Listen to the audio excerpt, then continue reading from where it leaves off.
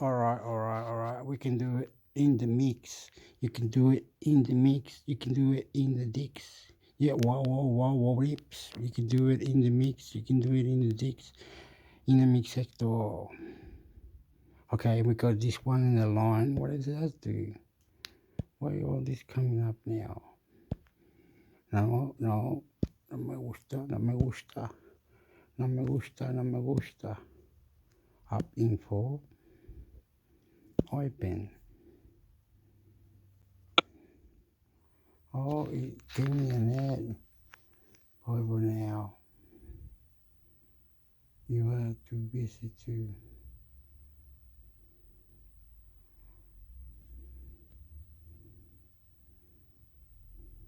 Oh, you gotta wait, do we?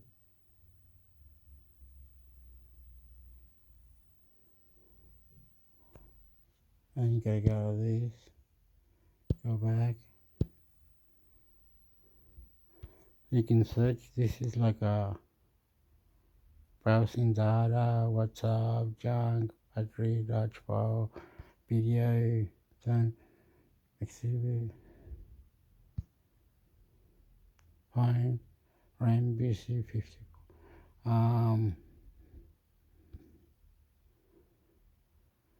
You used to browse on it, you know? You browse that, no. You doing that a million times, man.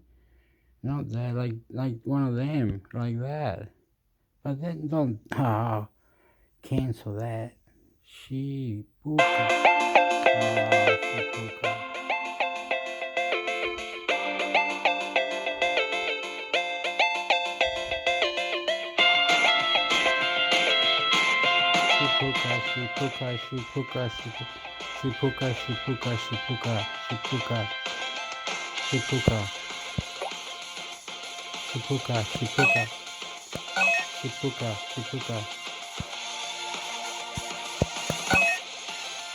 Shipuka, Shipuka.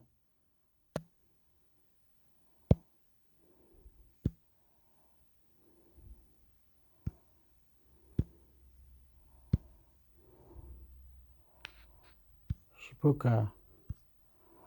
Ah, it's in games. Young warfare.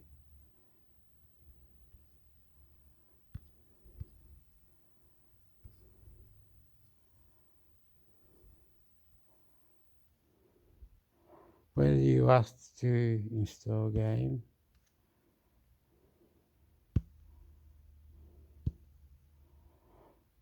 Um,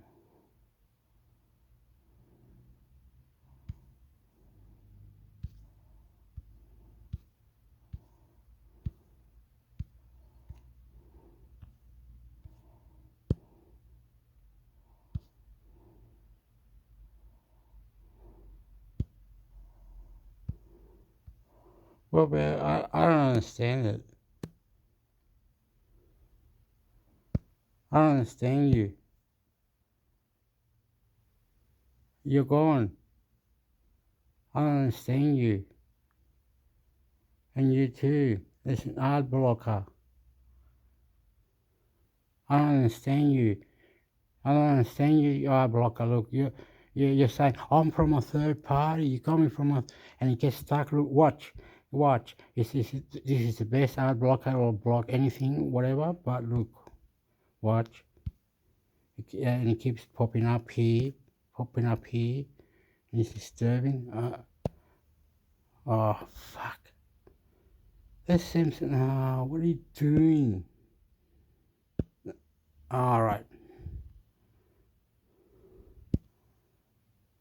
Out.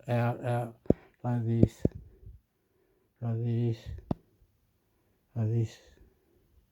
This down, this up.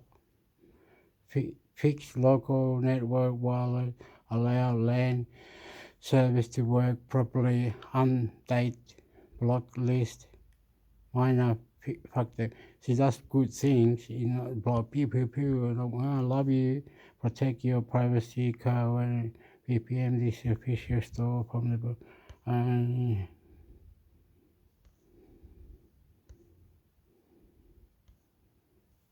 Yeah, yeah, does say beautiful, wonderful, beautiful, wonderful, beautiful, wonderful. And the official app on App Store from the blog Cada open source project. This is the paid offering. You might find free version our website for legal region with the 7-day trial. So how much does it cost? Pew pew, money, money, money. Oh yes, good, good, money, money, money. Block is that distribution issues. Oh, very good. That's, DNS blessed interception for all modern browser and app. First, reliable VPN. Save your data plan. Browse faster by loading less data. Increase your value.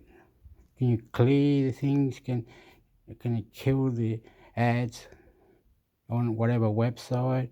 So if a website's got a, you know what I mean? Oh my Google,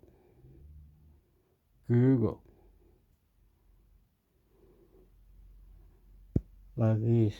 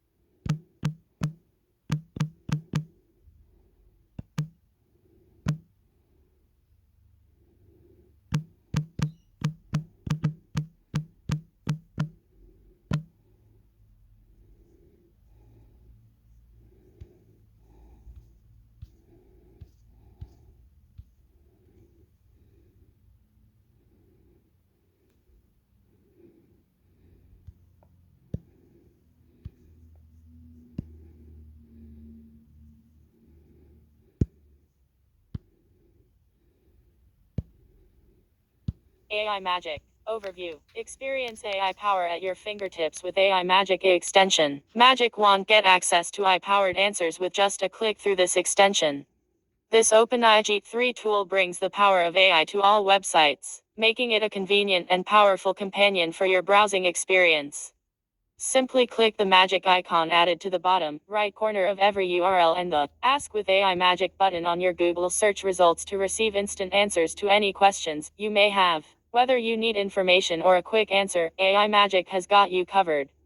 Magic Wand. AI Magic utilizes the advanced natural language processing of OpenAI's G3 to provide users with fast, relevant, and accurate answers to their questions. The extension integrates with the OpenAI API to deliver responses in real time, making it easy to access the power of AI from anywhere at any time. Whether you're at work, school, or just browsing the web, AI Magic makes sure you have the information you need right at your fingertips.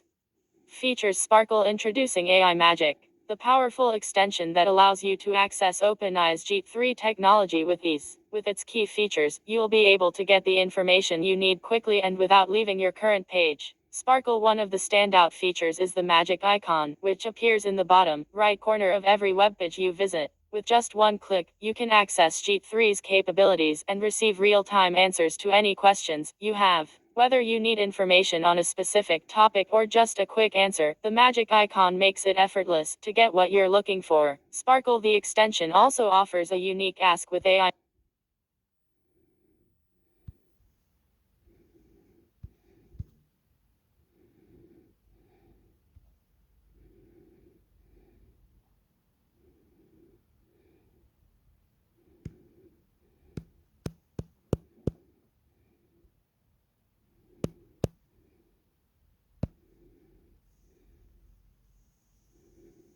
Introduce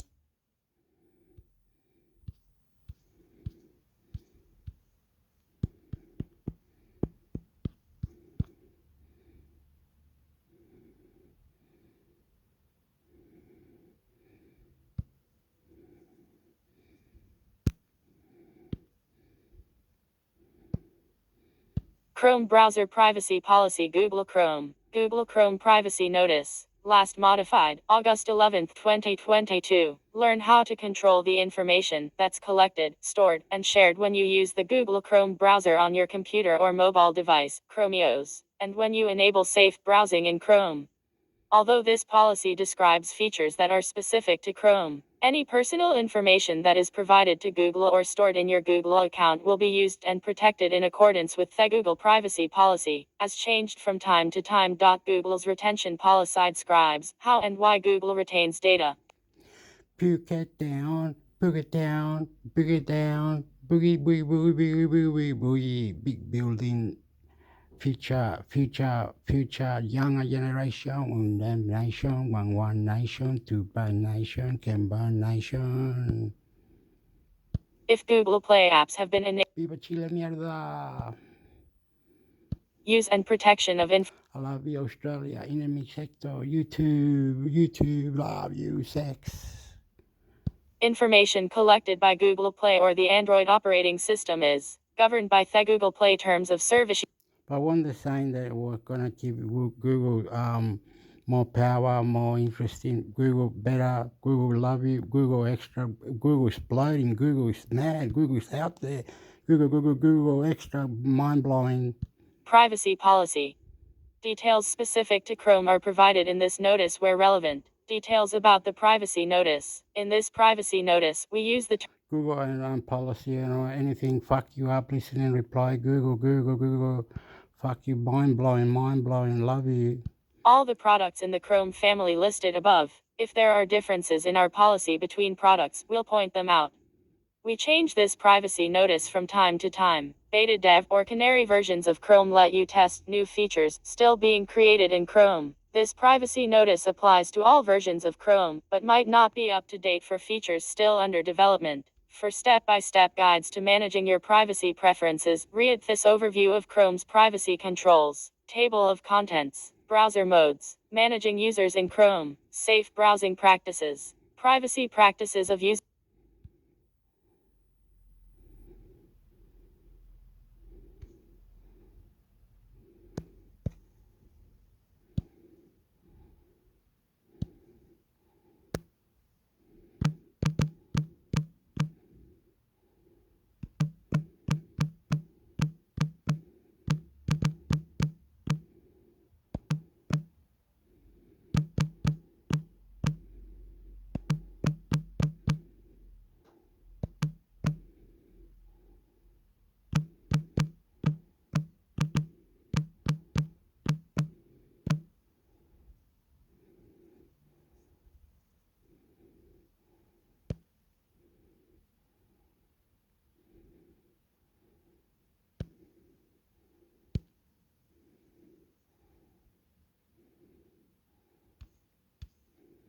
A wallet. Only one financial expenses track and one budget planner. Track, bill and save wallet. And so you'll be able to put all your stuff in there and write it down and use it like a note. And you're saying like, okay, I gotta put 6 or 10 or 20 or 100, 200 on this other bank account so I don't go and spend it. I'll put it away, and this is where the money comes in. The other one is money to put in.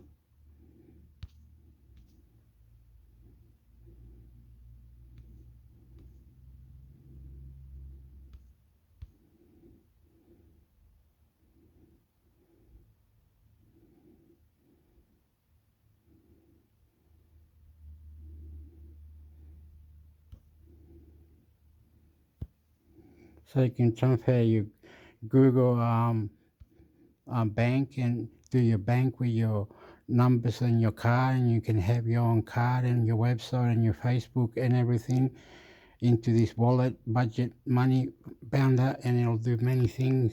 What does it do? I won't read it, but okay, read that. Read that. Pew pew pew. Read that. Money. Read that. Need money. Read that. Pew pew. Money. Need money. Pew pew pew. Money. Need money. Pew pew pew. Money. Need money. My God, it's a long one. They need money, they can't. Oops, sorry. Oops, sorry. Need money, they can't. Oops, sorry. Pay up to the hype, to the pimp. 69 to the 71 Iwana. Coming. Ina papa. What's a pata? Chaka de bereta. Papa. Tok baba bapa. Tok kalawata. Patateta. Papa tapa. Tepura. Wawa pepa. I take what I take. You take what I take. And you take what I do what I well. When I say, kapatay.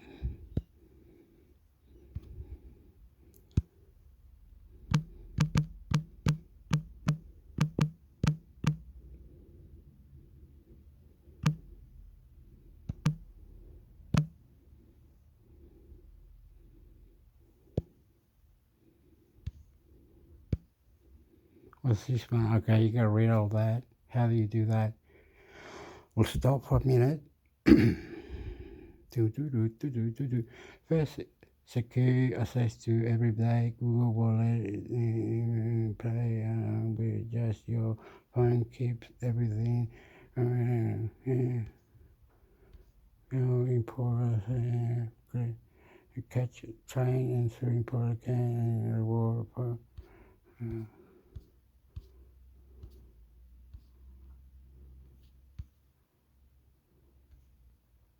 Pew, God. What's this called? Google Wallet. What the fuck is about? Poor fuck. Money. They wanted money. Give me money. Do. Punch him in the head. Punch him in the head. Punch him in the head. Punch him in the head. Give me money. Financial money. Look at this.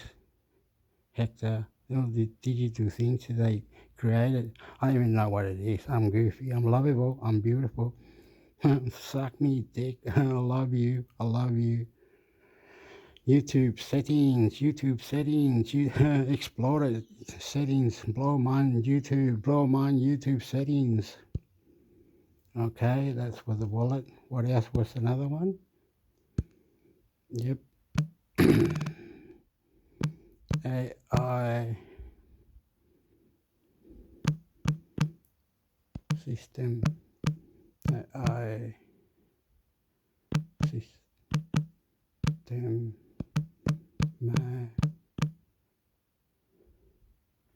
manager.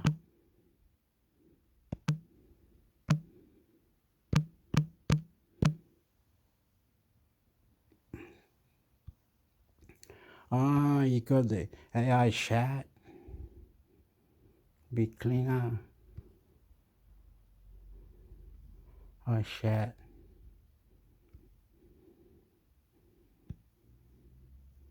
Open. I've got it.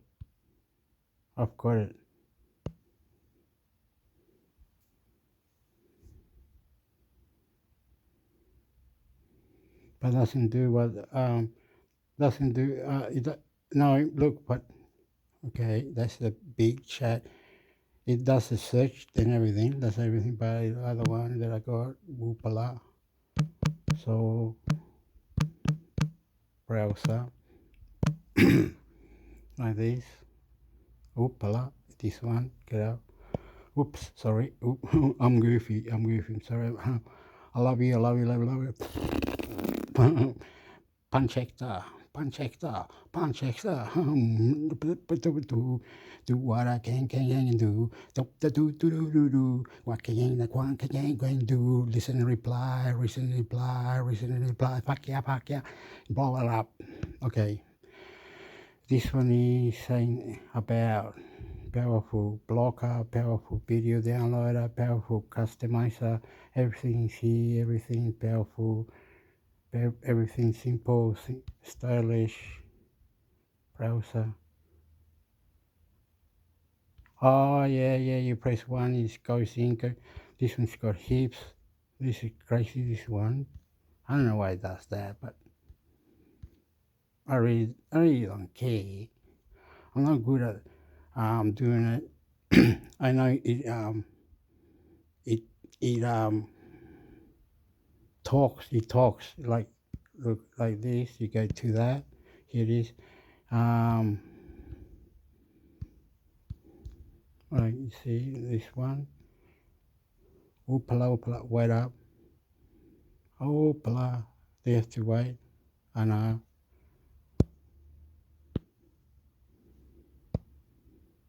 HomeMoneySmart.gov. Protect yourself from scams. Protect yourself from scams. Start here. How to make a home insurance claim. How to make a home insurance claim. Start. That's what we were talking about in another episode about 3 weeks, 9 weeks ago. They had a robot thing in the government that was supposed to financial science, something about financial technology.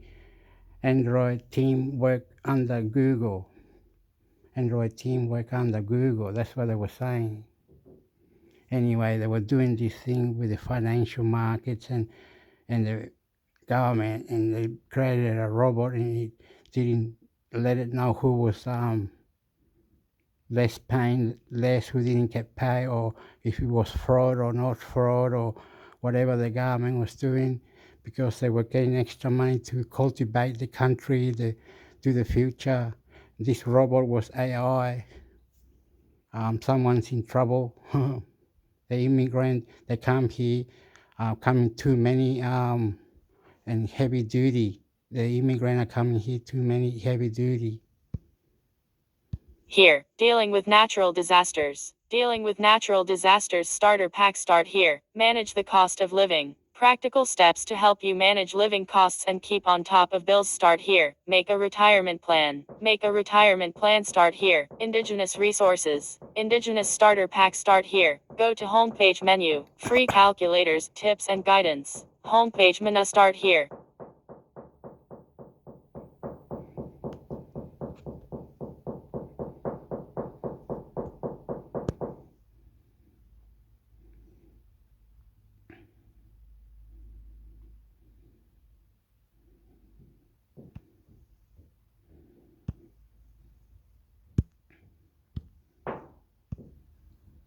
Life Insurance Claims Comparison Tool MoneySmart.gov. This tool reports data for all policies sold by an insurer for the type of life insurance cover and the sales channel selected. You can contact an insurer to understand the differences between individual insurance policies they offer. Data in this tool is reported by life insurers and friendly societies to the Australian Prudential Regulation Authority APRA. For more life insurance claims data, see APRA's Life Insurance Claims Data Collection page. APRA licenses insurers to operate in Australia and monitors them using a number of rules. These rules are designed to ensure that they remain financially stable and are able to keep the financial promises they make to their policy holders. The data in this tool includes 1. Claims accepted rate minus the percentage of claims an insurer accepted for payment out of all claims that went to a final decision during the period. Reasons why an insurer may not accept a claim include: an exclusion clause applies. For example, the person claiming had a pre-existing condition that is excluded under the policy. A person making a claim forgot or chose not to tell the insurer information that was required when signing up to the insurance policy. The claim does not meet a definition in the insurance contract. For example, a person claiming does not meet the requirements for the definition of a heart attack. 2. Average claim time months, minus the average amount of time it took for an insurer to decide whether to accept or decline a claim for payment during the period. Under the Financial Services Council's Life Insurance Code of Practice, an insurer should let claimants know about the initial decision within 2 months for income protection insurance and within 6 months for all other types of life insurance. Reasons why a claim can take longer to finalize include: it takes a long time for an insurer to obtain evidence needed to assess a claim from doctors, government agencies, or third parties. The insurer is having difficulties contacting the claimant. The claim is fraudulent. The insurer suspects fraud or the claimant did not provide all required information to the insurer, and further investigation is required. 3. Disputes per 100,000 lives insured minus the number of claims related. Disputes lodged during the period for every 100,000 people insured. Disputes about a claim may be lodged with the insurer, an external dispute resolution scheme, a court or tribunal. Disputes can occur for many reasons including disagreement or dissatisfaction with the claim's decision, the amount received for a claim, the claims process. 4.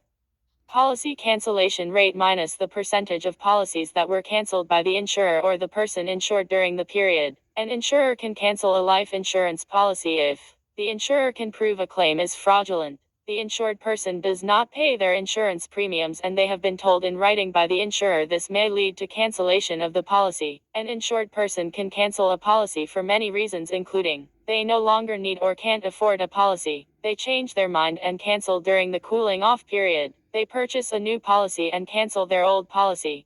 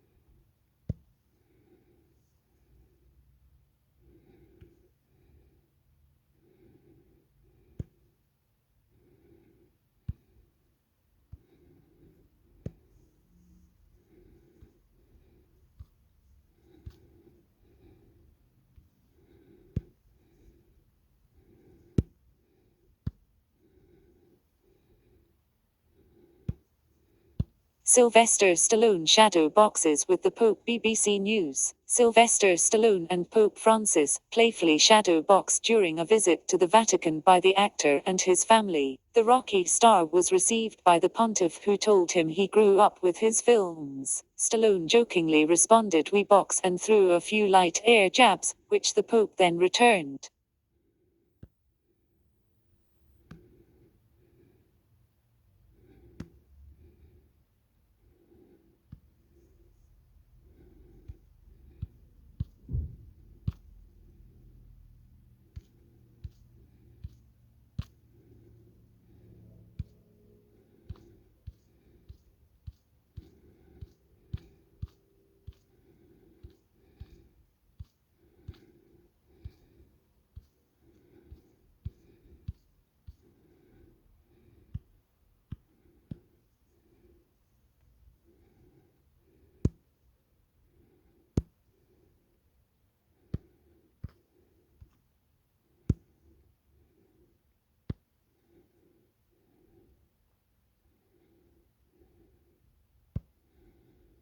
Offwardness, robotic dog surveys ex-Cold War site in National Trust first. BBC.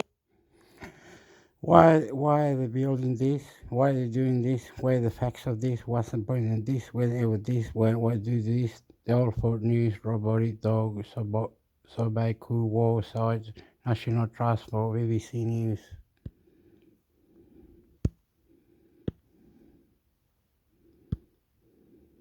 Offwardness, robotic dog surveys ex-Cold War site in National Trust first. BBC News.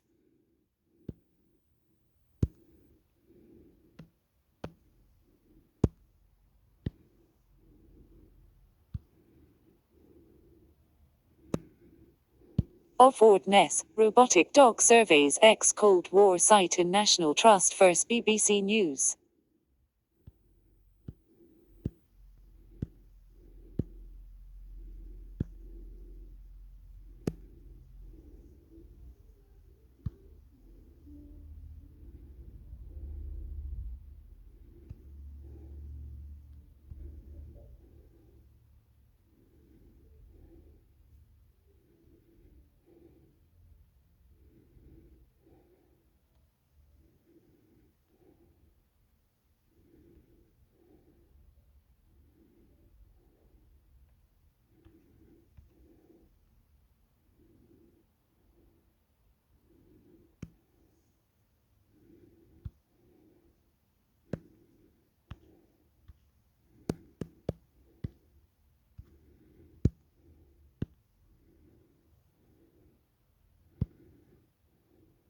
G20, African Union becomes permanent member of Group. BBC News. Summary. The African Union has been invited to join the G20 as a permanent member. The G20 summit is being held in South Asia for the first time, with Joe Biden, Rishi Sunak and Emmanuel Macron attending. Two big names, Russia's Vladimir Putin and China's Xi Jinping, aren't at the summit, with representatives attending on their behalf. The leaders will discuss issues including climate change, food security and debt restructuring for poorer countries. Indian PM Narendra Modi hopes a success.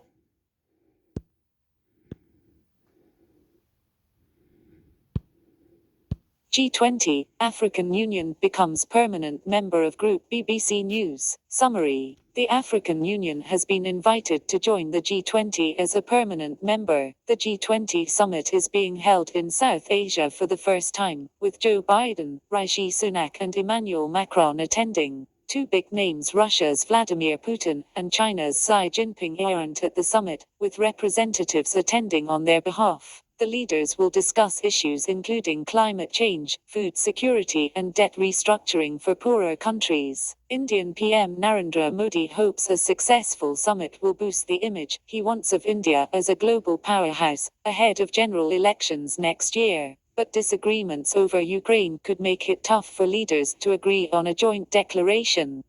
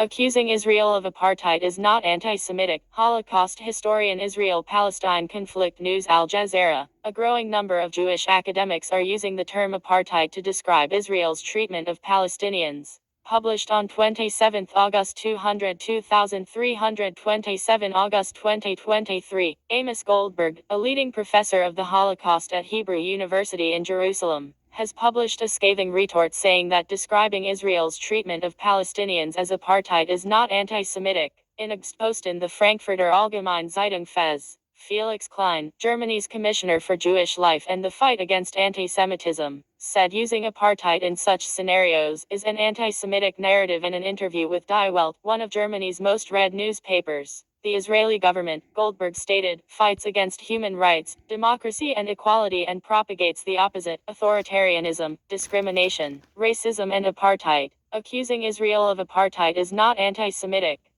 It describes reality, he said. The elephant in the room. Goldberg's standpoint was not an outlier, he urged Klein to understand. Rather, it represented a growing chorus of voices, including leading Israeli academics propagating the term apart to describe the treatment of Palestinians by the current regime. In fact, if Klein were right, Goldberg wrote, then some of the best-known Holocaust and anti-Semitism researchers from Israel, the United States, Europe and worldwide would be anti-Semites. He referenced a petition co-initiated by Omer Bartov, the Israeli-born historian and professor of Holocaust and Genocide Studies at Brown University, titled The Elephant in the Room, which states, there can be no democracy for Jews in Israel while Palestinians live under an apartheid regime. The petition has been signed by more than 2,000 academics, clergy, and other public figures at the time of writing, and is emblazoned with an illustration that includes a large elephant with the words Israeli occupation alongside a speech bubble that reads let's just ignore it, and surrounded by dozens of people freely waving placards for various social justice movements. Palestinian people lack almost all basic rights, including the right to vote, and protest. The petition reads, settler vigilantes burn, loot, and kill with impunity. A rhetorical shift in Israeli academia. This accusing Israel of apartheid is not anti-Semitic. Holocaust historian Israel-Palestine conflict news Al Jazeera. A growing number of Jewish academics are using the term apartheid to describe Israel's treatment of Palestinians. Published on 27 August 2327 August 2023. Amos Goldberg, a leading professor of the Holocaust at Hebrew University in Jerusalem, has published a scathing retort saying that describing Israel's treatment of Palestinians as apartheid is not anti-Semitic. In a post in the Frankfurter Allgemeine Zeitung Fez, Felix Klein, Germany's Commissioner for Jewish Life and the Fight Against Anti-Semitism, said using apartheid in such scenarios is an anti-Semitic narrative in an interview with Die Welt, one of Germany's most read newspapers. The Israeli government, Goldberg stated, fights against human rights, democracy and equality and propagates the opposite, authoritarianism, discrimination, racism and apartheid. Accusing Israel of apartheid is not anti-Semitic. It describes reality, he said. The elephant in the room. Goldberg's standpoint was not an outlier, he urged Klein to understand. Rather, it represented a growing chorus of voices, including leading Israeli academics propagating the term apart to describe the treatment of Palestinians by the current regime. In fact, if Klein were right, Goldberg wrote, then some of the best-known Holocaust and anti-Semitism researchers from Israel, the United States, Europe and worldwide would be anti-Semites. He referenced a petition co-initiated by Omer Bartov, the Israeli-born historian and professor of Holocaust and Genocide Studies at Brown University, titled The Elephant in the Room, which states, there can be no democracy for Jews in Israel while Palestinians live under an apartheid regime. The petition has been signed by more than 2,000 academics, clergy, and other public figures at the time of writing, and is emblazoned with an illustration that includes a large elephant with the words Israeli occupation alongside a speech bubble that reads let's just ignore it, and surrounded by dozens of people freely waving placards for various social justice movements. Palestinian people lack almost all basic rights, including the right to vote, and protest. The petition reads, settler vigilantes burn, loot, and kill with impunity. A rhetorical shift in Israeli academia.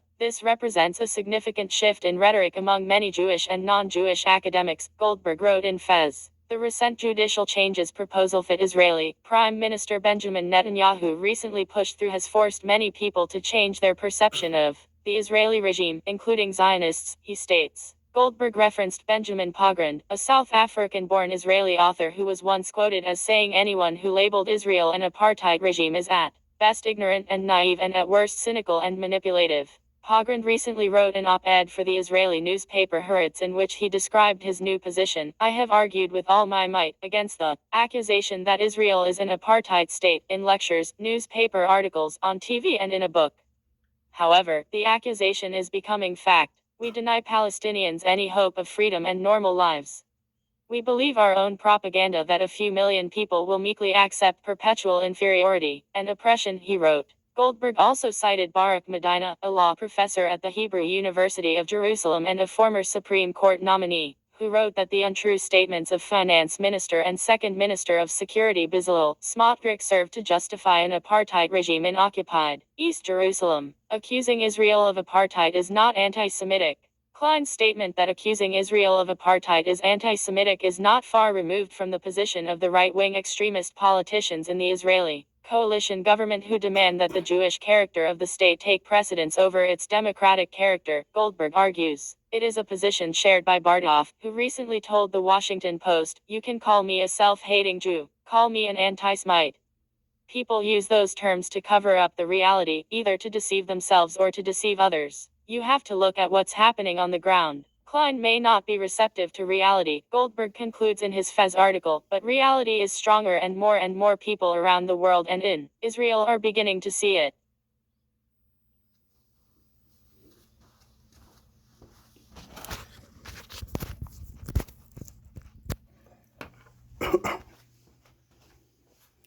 It's intermix, intermix. Hector show, intermix. My God, my God.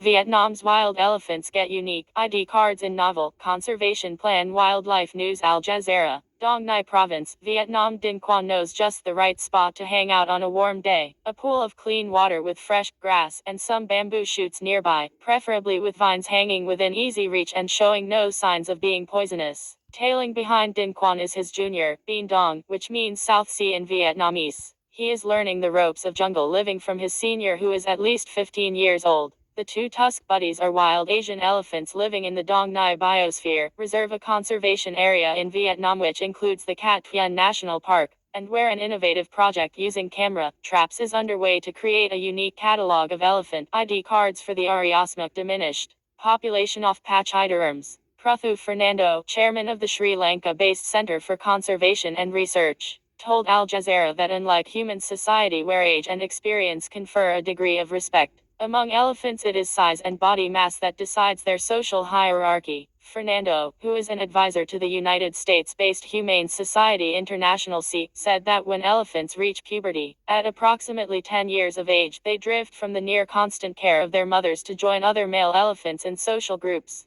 That is why Bien Dong and Dinh Quan had buddied up and how a photo of the two trundling towards a waterhole was caught by motion sensor cameras in April. The cameras are a part of an elephant conservation project spearheaded by CIE's Vietnam chapter and local authorities in southern Dong Nai province. This is the only project in Vietnam when it comes to elephants, which provides elephant ID cards for each individual. Nguyen Thi Mai, Senior Wildlife Program Manager. Whoa, fuck you, motherfucker.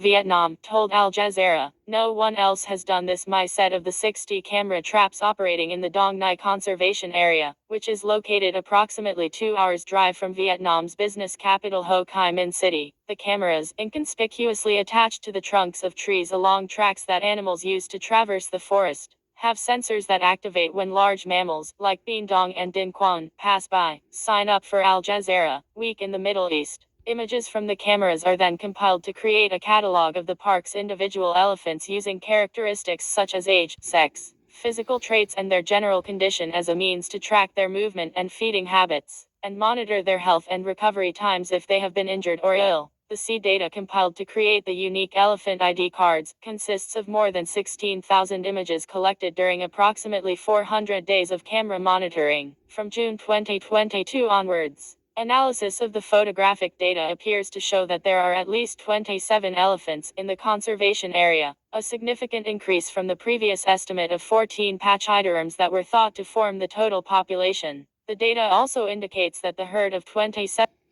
One day they were talking about the data was on human trafficking to 5 to 7, 8, pew, pew, pew, pew, pew, pew, pew, pew, pew, pew, pew, pew, pew, pew, pew, pew, pew. We're loving it. Iraq or Afghanistan, Russia. We're loving it. We're loving it. We're loving it. We're loving it. YouTube, intimate sector, loving it, loving it, loving it. Average health index score higher than elephants found in Sri Lanka, a country with a significantly larger elephant population and where they inhabit. Like if it was any whatever and it was killed and made a coat or a shoe or a feather lion or a trunk or a jacket or money in the market, intimate sector, money. Do you need money? Pew, pew, pew. I don't know. Do you need money? This was the pew pew pew. Listen and reply. Land area. Experts caution, however, that more detailed data needs to be collected to supplement the camera traps in Cat Pien to determine the precise size of the elephant population. That is no simple task. C's senior program manager Mai has more than 15 years experience working with wildlife in Vietnam, but even she has not yet seen any of Cat Pien's elusive elephants in the wild, despite working in the Dong Nai region for 4 years. Images from the camera traps are the closest that Mai has come to getting acquainted with the animals in their natural habitat. While camera traps focused on closely identifying elephants are new to Vietnam, they have been used in other countries around the world, such as Thailand, India and Tanzania, as well as elsewhere in Vietnam, but primarily to monitor wild animals at large. The importance of producing individual identity profiles for Vietnam's elephants is underscored by the situation nationally, where as few as 130 elephants are still believed to be living wild, a dramatic drop from an estimated 2,000. To hug Vietnam, beautiful. All the people might not understand, do what they can, got to what nothing. They do Vietnam. The early 1980s. That means that here in Dong Nai province, Dinh Quan and Bien Dong are among Vietnam's second largest herd of elephants, just behind Dak Lak province in the country's central highlands region, which has the largest population. Vietnam's conservation efforts are limited by resources and expertise, so the sea camera traps help fill a knowledge gap about elephants while also training local officials in their use. Tran Thioa, the national coordinator of Vietnam's elephant conservation program, told a workshop on promoting human-elephant coexistence. High on the coexistence and conservation agenda is the issue of protection in terms. Oops, excuse me. Excuse me. Pardon. Long. Vietnam world record. YouTube settings. I love you, Vietnam. Communities that share the same habitats, where elephants love to roam. Elephants in Nga province and Dak Lak in the central highlands move internationally across Vietnam's remote borders with part of Laos and Cambodia. In contrast, elephants in Dong Nai move internally within Vietnam. One method used locally to prevent elephants from stomping out of the national park and conservation area is electric fencing, a subject that some Vietnamese and international experts were split on at last week's workshop.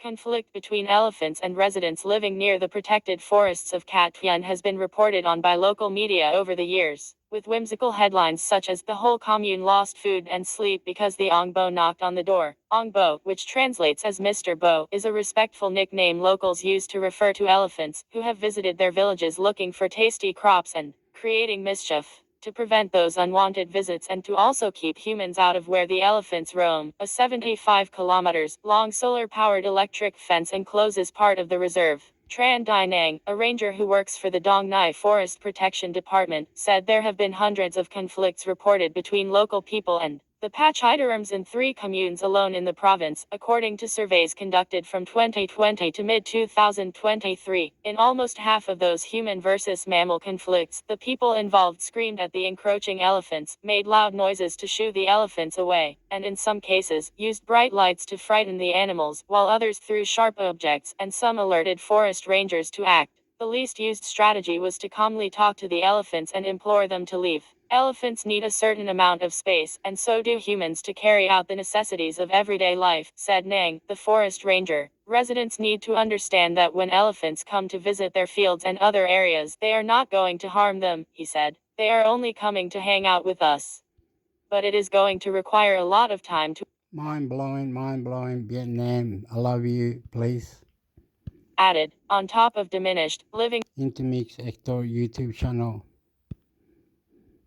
reduction and degradation of natural forests in Vietnam. Human and elephant conflicts arise as in many other countries from other man-made causes, encroachment on forest habitats, poor management of conflicts when they do arise between humans and mammals, and elephant populations not being considered in land use planning. Earlier this year, Vietnam's government decided not to allow the construction of a highway through the Dong Nai Biosphere Reserve following opposition from the Dong Nai provincial government amid concerns over the effects on the region's biodiversity. There may also be other signs of hope for reconciliation between the worlds of humans and elephants in Vietnam. A research study published in 2022 found that people living around the Dong Nai Biosphere Reserve want to coexist with their elephant neighbors. C's program manager, Mai, said she hopes the photos produced by the camera traps will give the elephants identities, and that will provide a better understanding of their needs and habits and how they are affected by human behaviors. The elephants need their voices heard, said Mai, adding, they have the right to speak and express their opinion.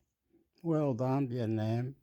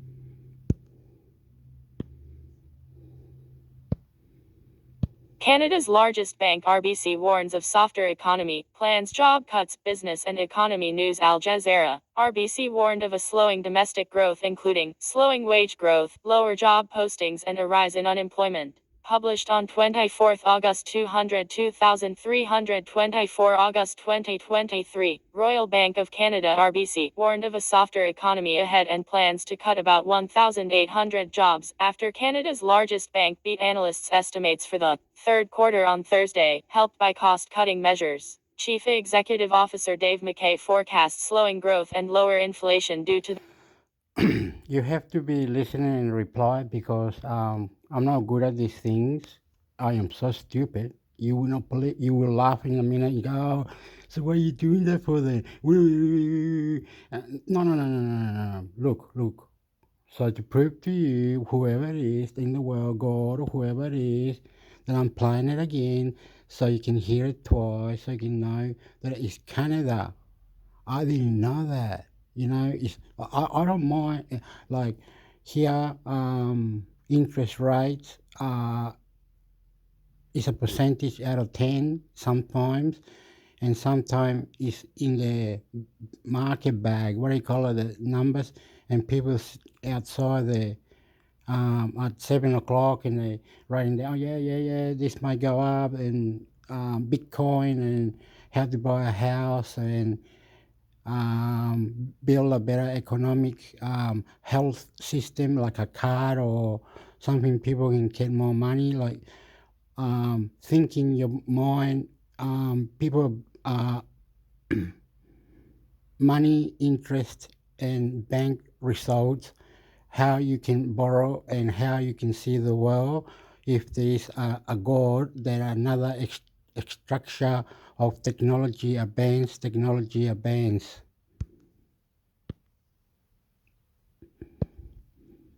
Canada's largest bank RBC warns of softer economy, plans job cuts. Business and Economy News. Al Jazeera. RBC warned of a slowing I think we can have a city in the water, a floating water city, or a landing airstrip on the water city.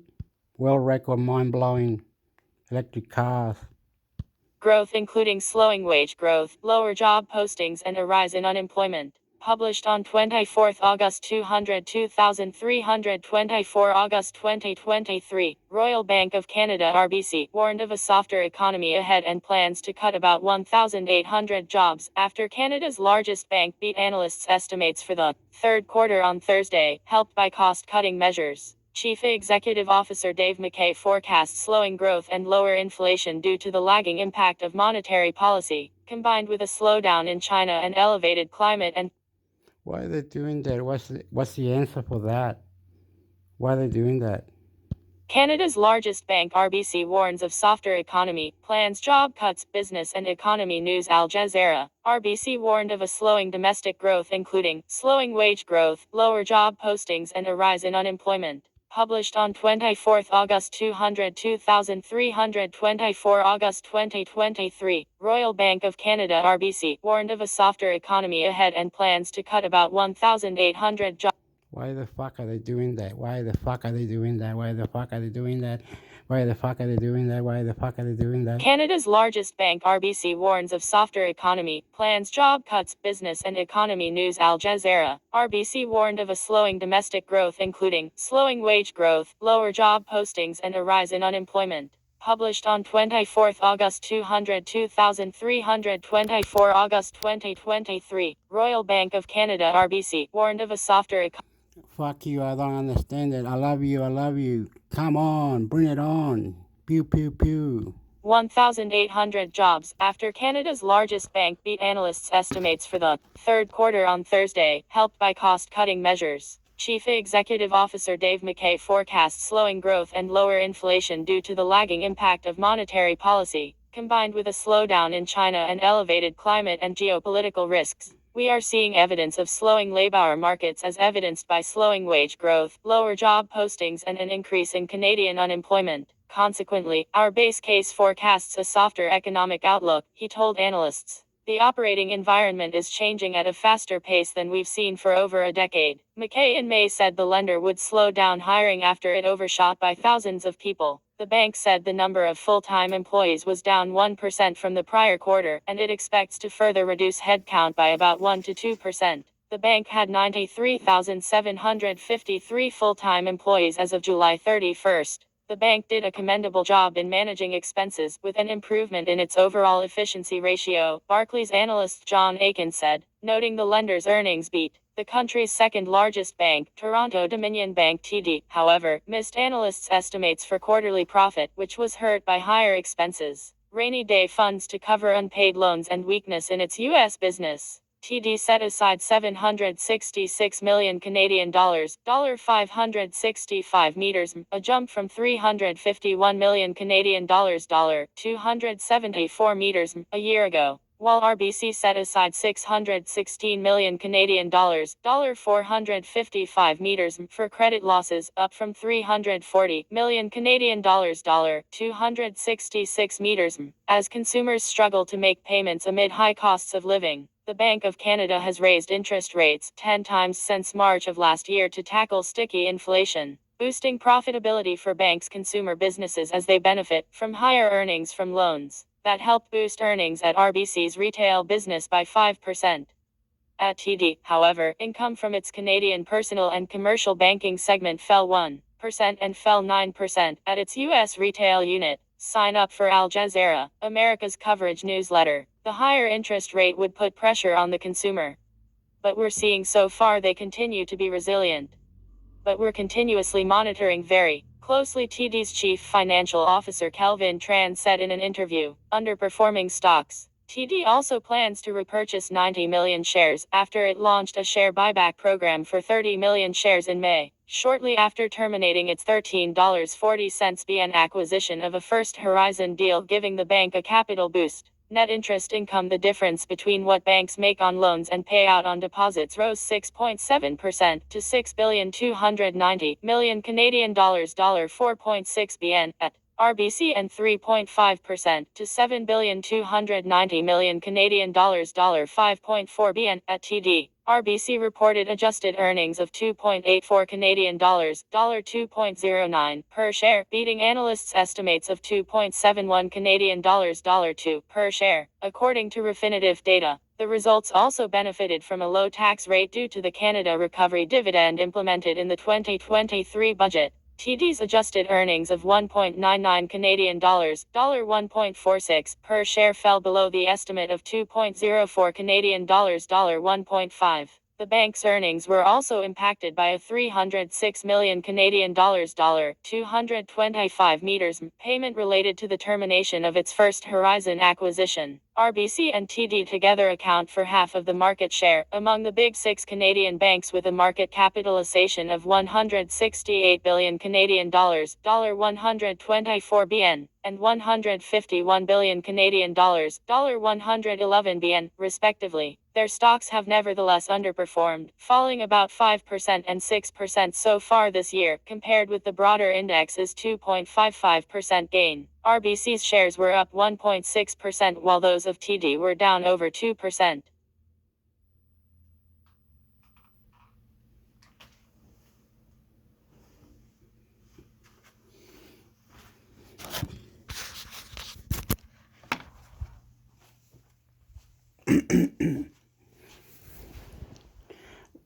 Not trying to be rude or anything like that, but I'm blown away. I'm blown away. I'm blown away. I'm blown away. I'm blown. What they were saying, all blown away, that it goes up on the ratings or something.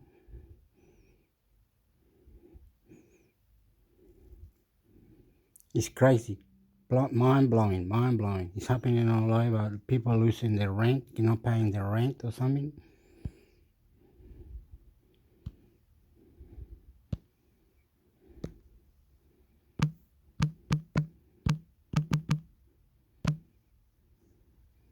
It was like you were money, yeah, you wanted money, or the money was not the money, or you wanted the money, or where the money, how the money.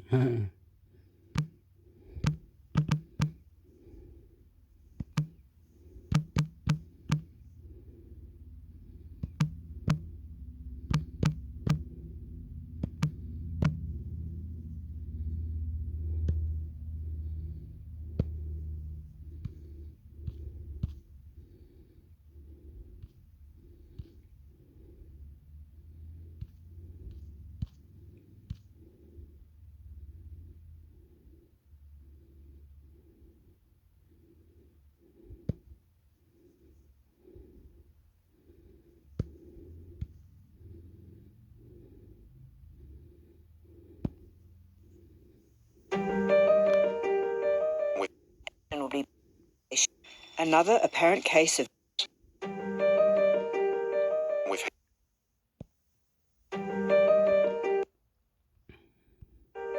we've had the Home Affairs Department coming out and saying, well, these are isolated incidents. Contracts to businesses on Nauru, businesses who have since been accused of bribery. Questions raised about the administration of offshore processing centre contracts. ABC News. Reporter, we've had the Home Affairs Department coming out and saying, well, these are isolated incidents. Andrew Clennell, political editor, contracts to businesses on Nauru, businesses who have since been accused of bribery. Reporter, the Federal Police said they briefed then Home Affairs Minister Peter Dutton. Extract from 7.30 31st July 2023. Sarah Ferguson, presenter, they are clear that the meeting took place. Are you saying the meeting did or didn't take place? Peter Dutton, opposition leader, I don't have any record of it in my office. I don't have any recollection of having been briefed in relation to it. End of extract.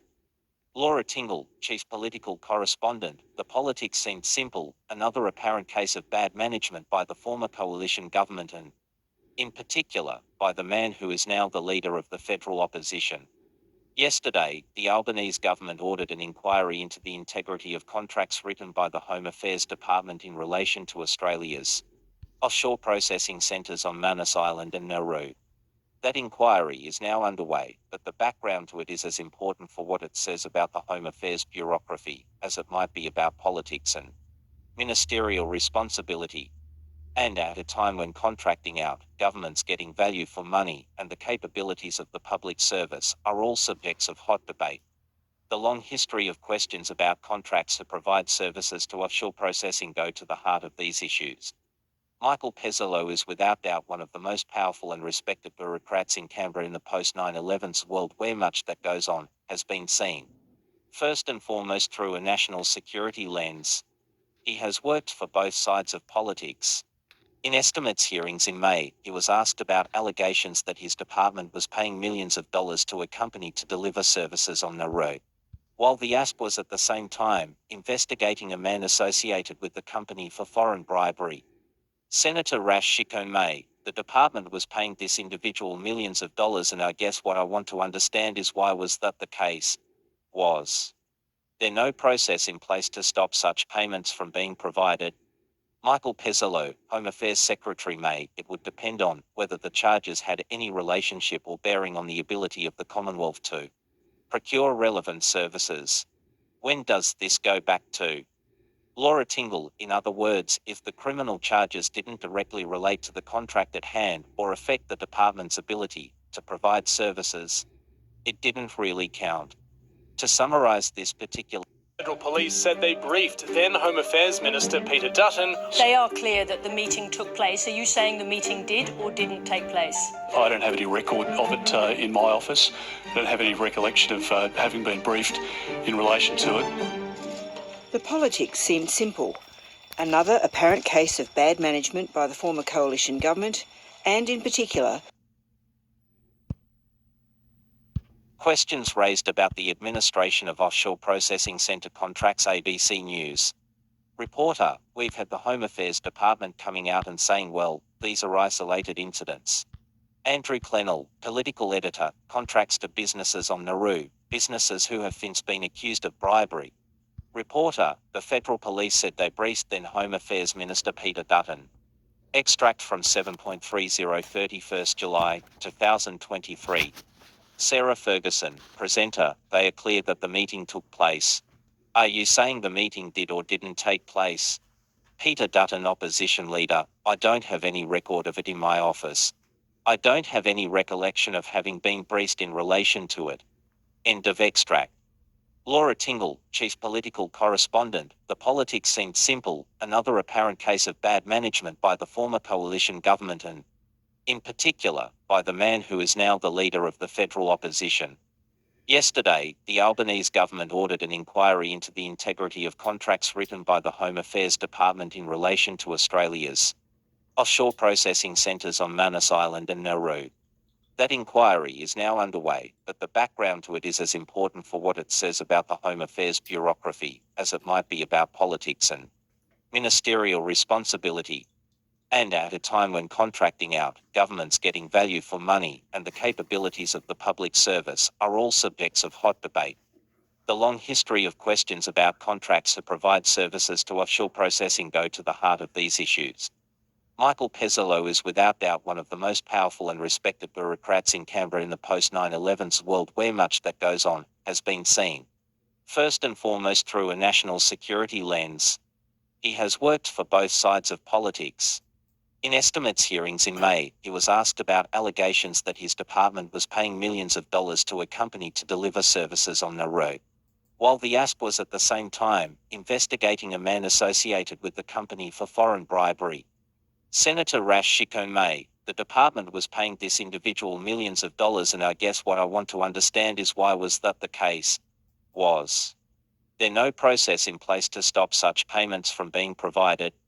Michael Pezzolo, Home Affairs Secretary May, it would depend on whether the charges had any relationship or bearing on the ability of the Commonwealth to procure relevant services. When does this go back to? Laura Tingle, in other words, if the criminal charges didn't directly relate to the contract at hand or affect the department's ability to provide services, it didn't really count. To summarise this particular case, as reported in the Nine media, the department had signed a new contract with one of the Radiance group of companies to provide accommodation at one site on Nauru, for which it ultimately received $9.3 million in taxpayers' funds. But a man associated with that company was arrested and charged a month later with paying more than $100,000 in bribes to Tenerian officials. But it was hardly the first controversy. Whatever the problems within the department, even critics acknowledge it is difficult to get anyone to deliver services like the ones Australia needs. And that corruption almost goes with the territory in such remote locations.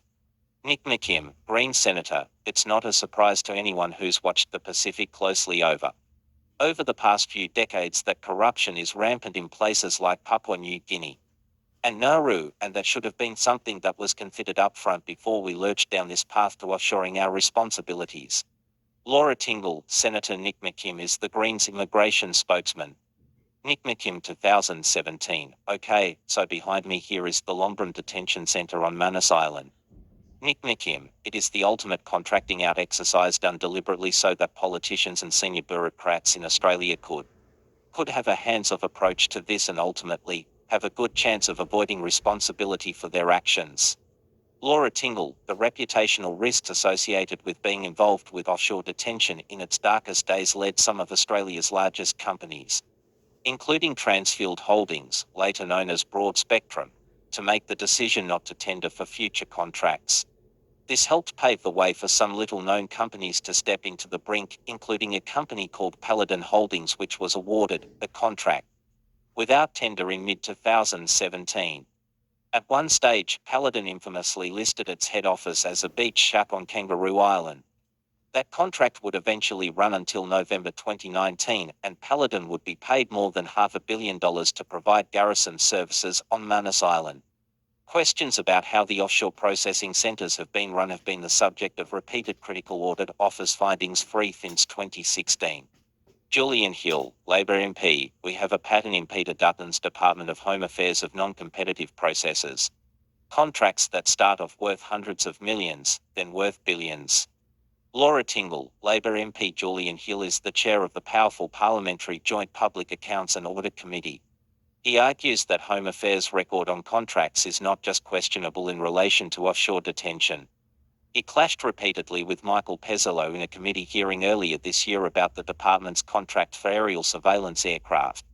Julian Hill said, by the expiry of this latest contract variation is it runs full term, the contract worth about $2.6 billion will not have been competitively tendered for 21 years.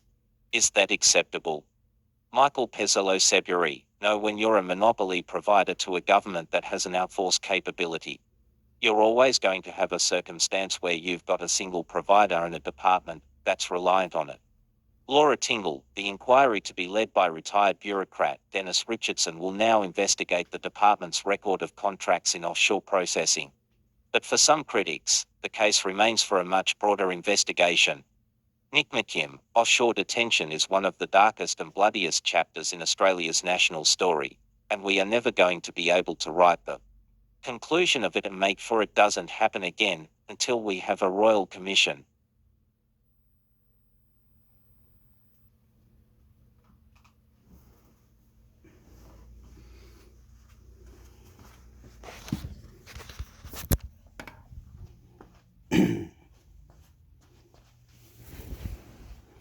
All I got to say, things are going to get better and better and better and better. The youth need to put the youth on the FIFA soccer, this on the youth, on the scientists, on the combining countries with earthquakes and other things, how they develop the money for petrol or war or criminal or immigration or anything got to do, you will understand it.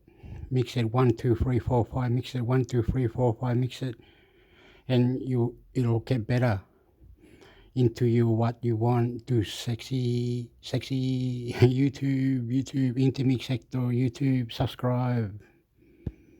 By the man who is now the leader of the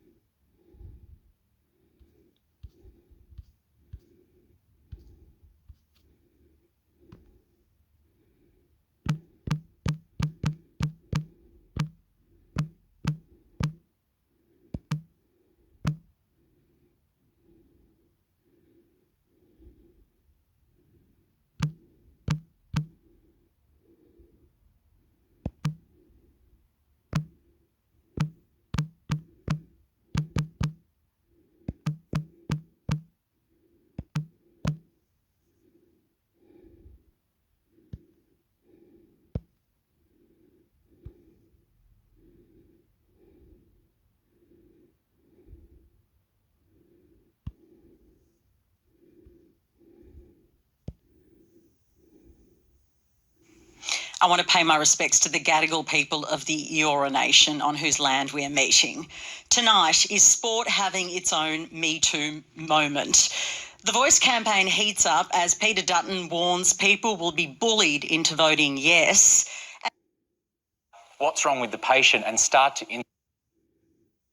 People will understand to write yes or no. Correct. And by elevating it to the level it is, it does look like it's calling into question the AEC. It does look like we're attacking institutions. But it's not post-referendum, it's pre. We've got an opportunity now to adjust this is a tiny fraction of votes. I mean, why couldn't we have done this in a more silent way? It just looks like it's trying to sow these seeds of confusion, and that's what concerns me. All right, we're going to hear from our next questioner because this show's about the people. Next, hear from David Riling, who has a question. Yes, so this question is to Dr. Gordon Reid and Mr. Violi.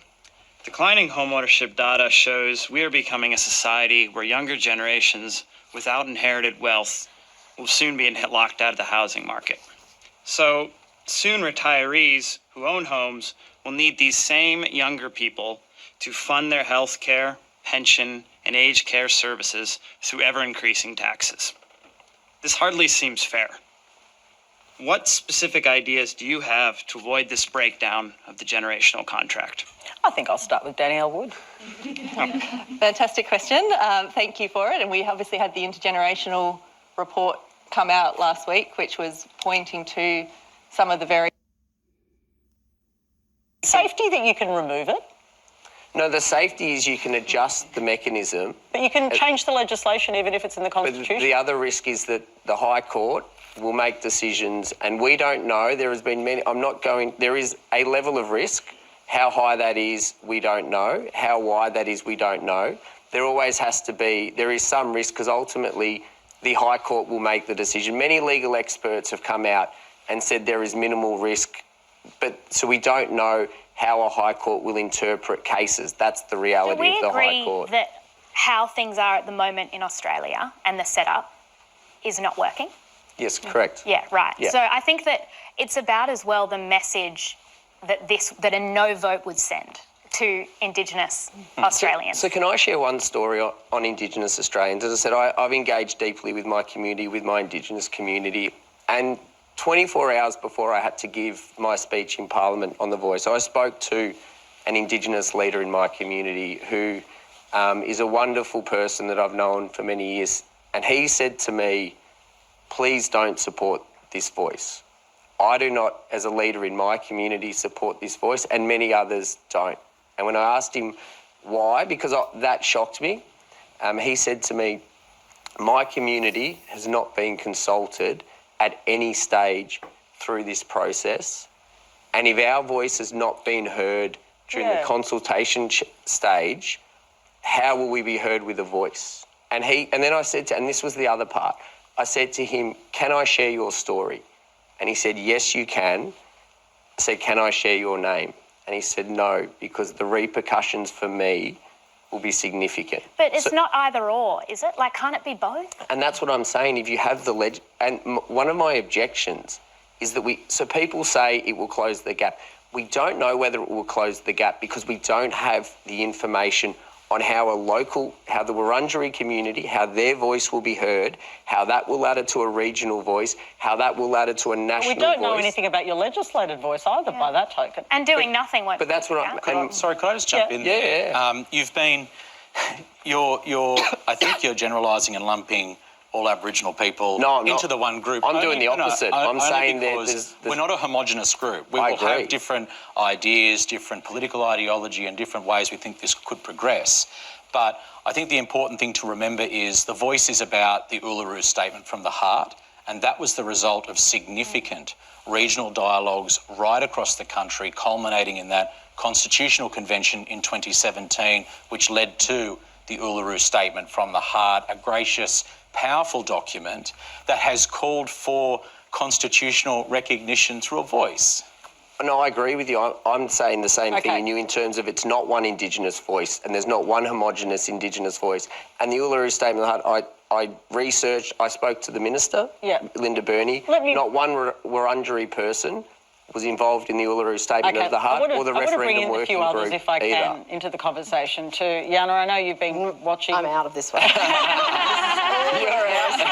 No, in all truth, I actually found it, when we, as we always say as medical professionals, we speak to people at a year 8 level, I have found this incredibly confusing. So we were in the callroom. We were waiting in the green room beforehand, and Gordon was explaining very beautifully what the Constitution is. But I'm like, if I am doing my PhD, and if I don't understand the entire concepts behind the yes and the no, how on earth am I going to vote correctly to make sure my people are safe? All people, Aboriginal people, and every culture that beautifully diversifies Australia. So I don't know what to do in this situation if I'm struggling with this decision. So you're undecided? Well, I think I'm a very strong yes, but then now I'm hearing that it's not what I thought it was. So it's a confusing message, and I feel like I am well read and well versed in this space, and even more so after the conversation with Gordon previously. But I just feel a little bit like it's really hard to make these decisions on behalf of people that I don't, that I am not speaking for. Okay. Today, Peter Dutton said that people would be bullied into voting yes. Do you think that's what's going on? Well, if I use the example of the Indigenous elder that I spoke to, he was not comfortable for his view to be shared publicly because of repercussions. But are people being bullied? Well, bullying there is certainly a societal pressure and expectation. But why is the polling showing that no is trending positively if there's such bullying for the yes? Well, I'm not saying no one can be forced to vote yes or no, because when you're in the privacy of the polling booth, just you and your pencil. Yeah, you can do exactly right, but there is certainly a discussion in the media, sporting corporations, these kind of things. It's a conversation that I've had many people, Patricia, say to me, I'm voting no, but I'm not telling people because I don't feel comfortable. So I'm not saying people are being bullied, but there is certainly an emotive conversation that is part of what's happening. And last question to you. The opposition leader has also really been questioning, whether there's ticks and there's strikes, and the AEC has come out pretty strongly. Do you support the institution of the AEC and its independence? I support the institution of the AEC and its independence. Should it be defended? We should always defend the AEC. We're very fortunate in this country to have a strong, independent electoral commission, and they're going through a redistribution at the moment, and you compare that to a lot of other countries, and that will be a completely independent process that will make sure that the notion of one vote is upheld. But I would say there is a question of perceptions. Most people would say that a tick means yes and a cross means no. But it's never been the way that the AEC has conducted anything, right? Can we not improve things, PK? But what did you think of it when the machinery bill was going through? I would say, because in the legislation, it doesn't reference ticks or crosses. It references yes and no, and then it references savings provisions, which allows the AEC to make a determination. Okay. They've made but that's important because there's a perception that the legislation outlined yes and no, ticks and crosses. It doesn't do that. It gives the AEC a mechanism for a savings provision. And what I would say is I absolutely believe the independence of the AEC is important. Democracy is too valuable to be risked. The result of the referendum is also crucial. And if there is any perception of impropriety... Are you creating the perception? So why wouldn't we just create a mechanism to remove the perception? I want to commend the No campaign on making this so much more complicated than it needs to be. They are remarkable. I feel like it's this really modest, incredibly simple proposal that's being put forward about constitutional recognition, which has been supported by multiple governments. And it's so clear. And then the No campaign has just come in and it's like... now I don't even know whether to tick it or not. Yeah. I think I'm going to vote You're wrong. actually meant to write yes or no. And that's what you're meant to do. Right, yes or no. That's the rule. This is a perfect example, right? This is a tiny fraction of people that are going to tick or cross. We know people will understand to write yes or no. Correct. And by elevating it to the level it is, it does look like it's calling into question the AEC. It does look like we're attacking institutions. But it's not post-referendum, it's pre. We've got an opportunity now to adjust this is a tiny fraction of votes. I mean, why couldn't we have done this in a more silent way? It just looks like it's trying to sow these seeds of confusion, and that's what concerns me. All right, we're going to hear from our next questioner because this show's about the people. Next, hear from David Riling, who has a question. Yes, so this question is to Dr. Gordon Reid and Mr. Violi. Declining homeownership data shows we are becoming a society where younger generations without inherited wealth will soon be locked out of the housing market. So soon retirees who own homes will need these same younger people to fund their health care, pension, and aged care services through ever-increasing taxes. This hardly seems fair. What specific ideas do you have to avoid this breakdown of the generational contract? I think I'll start with Danielle Wood. Fantastic question. Thank you for it. And we obviously had the intergenerational report come out last week, which was pointing to some of the very issues that you are raising. This has been a slow-burning issue. Home ownership rates, as you say, amongst young people have been dropping like a stone for a long time. Ageing population will push tax burdens higher for working Australians in decades to come. So we need to tackle each of those issues head on. So on home ownership, supply is absolutely critical. The reason we have seen this huge divergence between incomes and house prices over the past 2 decades is we haven't built enough supply. So I'm very supportive of the decision of the National Cabinet last week to try and incentivise states to build more houses in areas where people want to live, close to jobs and amenities. That will be critical. On the question of tax, we have made this generational transfer much harder by the fact that we have basically said that people will opt out of the income tax system when they hit 65. So only about 12% of people over 70 pay any income tax. And because we have these increasing costs associated with aged care, with health, that is meaning that we are pushing this burden onto younger Australians. So we do need to look at the tax lever. I think we do need to think about taxation in retirement, because I think that's the only way you are going to address the heart of this problem, which is a big transfer effectively from one generation to another. Gordon. Yeah, thank you so much for your question, David. We know that housing is a huge issue right across the country, in particular the regions in my area of the Central Coast here in New South Wales. And that's why we've put together a suite of policies with regards to housing to really try and tackle that issue.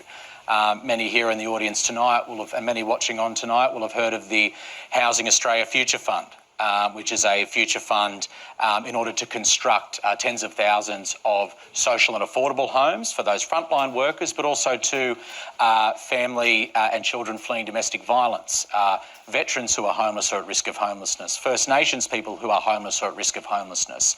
But currently that's being stalled by our friends in the opposition and the Greens as well. But that's just one aspect of housing. There's the Social Housing Accelerator Fund that was recently announced, that $2 billion housing fund that will go to the states, roughly $500 million to New South Wales, for new social housing builds. There's recently we had our... Can I draw you to the question about the generational contract and whether it's broken down? I understand you're doing lots of things on housing, but so clearly we have a really, really significant issue. If you look at the intergenerational report, looking forward, young people are going to have to prop up old people unless there's a fundamental change to the tax mix. Do you think it needs to happen? Look, what we recognise is that we need more houses to put people in. Help to Buy, all of those schemes, the regional first home buyer grant as well.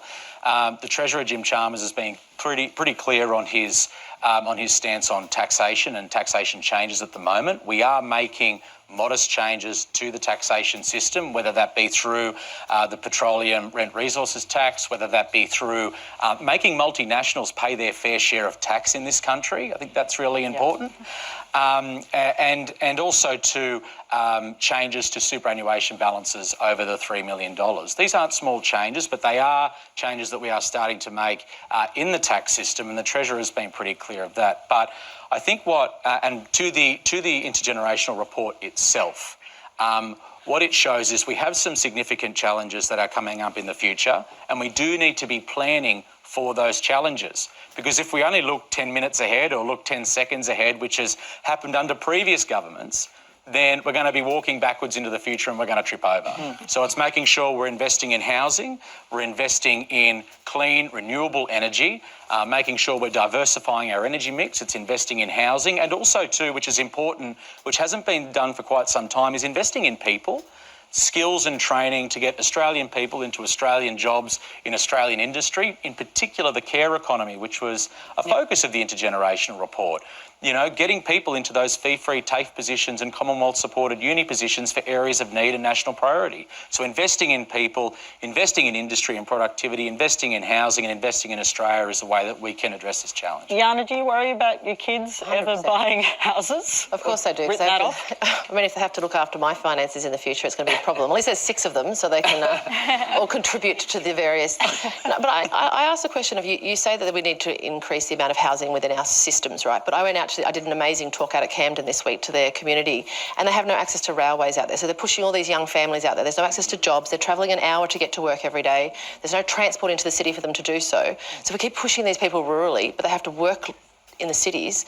I just don't know how come we can't move our whole systems and our hospitals, everything further rural to set up sort of smaller cities in a more regional setting? Because we're also crying out for, you know that, as a doctor yourself, crying out for that regional and remote access to resources. So we have that issue on the Central Coast here. So incentivise them, though. And isn't there not a way that we can push families to feel we can? But they have to be economies of scale, right? You have to be able to actually. The whole thing's got to go.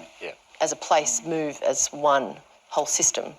Yeah, so that's investing in things like transport, making sure, and that's just to put in perspective the National Reconstruction Fund. So making sure that we're building things in Australia again, including things like trains and buses and ferries and the like. So investing in that transport, but also to being able to live, work and play in the where you live. Yeah, exactly. So that's a big thing that I'm after on the Central Coast, and making sure we're investing in local. Let me bring Jessie in if I can. You're next to me, Jessie, and I'm missing you. I don't know a lot about tax, but yes, continue. I suspect you know a little bit about housing. And this is actually, you know, do we have water coolers? Do people still have water coolers? It is the biggest conversation people have at the moment. Yeah. And God, young people are angry. They are so really grumpy. Angry. And then, so you can't afford a house, so then you need to rent. And the rental prices are so beyond astronomical because you're paying for someone's mortgage, and someone who perhaps has multiple properties, and you know you'll never get in, and you also don't have any security. So you can be kicked out at any moment. I've got mates who are having their first, second children and are in places where they don't know, how do you do a catchment area? How do you work out where you're going to send them to school if you don't know where you're going to live? And these rental increases are just suffocating, and they're not indexed on how much more we're earning. So there is an enormous amount of resentment, I think. I think the thing that makes the most sense to me is reading a bit about vacancy tax and sort of looking at houses that, the fact we have potentially 1 million houses that are empty, and then we have a whole lot of people who can't find housing, just seems the maths isn't mathing for me. So, Aaron? Yeah, I mean, it's a very important question. It is topical. I mean, I've got I guess a first principles belief on housing that every Australian that wants to own a home should own a home, and it's got lots of implications. Jessie's right. The security. It's one of our most basic needs. If you don't feel secure, you're not going to feel part of a community. And we see volunteer numbers are down, and because people aren't setting up roots in their communities. So there is significant challenges in terms of housing that we need to address. It's complicated because there is local, state and federal governments involved, and it links to the intergenerational question that you spoke about. And something I called for in my first speech was a systematic and comprehensive review of both the tax system and federation, and not ruling anything in and out. For too often, we've done tax reviews and we've said, well, we're going to look at this, but we're not going to look at something else. That's at odds with what your political party's saying, though. And we need to have those conversations. Do you think your leadership should also embrace everything being on the table? Because at the moment, Liberal frontbenchers, when I speak to them, say, no, we can't do that, no increases, no, but there has to be a wholesale look, doesn't there? So there needs to be a white paper that looks at federation, and I know it's a bit of a boring topic, but it's Spice it up for us. Well, because what we need to, and this is part of the challenge that we raised, that we need to have a comprehensive discussion with experts, looking at these things with no political lens, and then suddenly it becomes rule in, rule out. What does your leadership think? There are short-term political questions for the day, but we can't be talking about the GST in isolation or capital gains tax. It should all be on the taxes. We need to look at holistically and understand that there's a trade-off. So if we increase the GST, that's a regressive tax and there is implications, but can you reduce payroll tax? Can you reduce stamp duty, which is a tax on housing? The first thing, we talk a lot about the amazing financial deregulation of the 1980s. What's not often talked about is that there was a review by the Fraser government that looked at the financial system and asked all those questions and came up with some answers.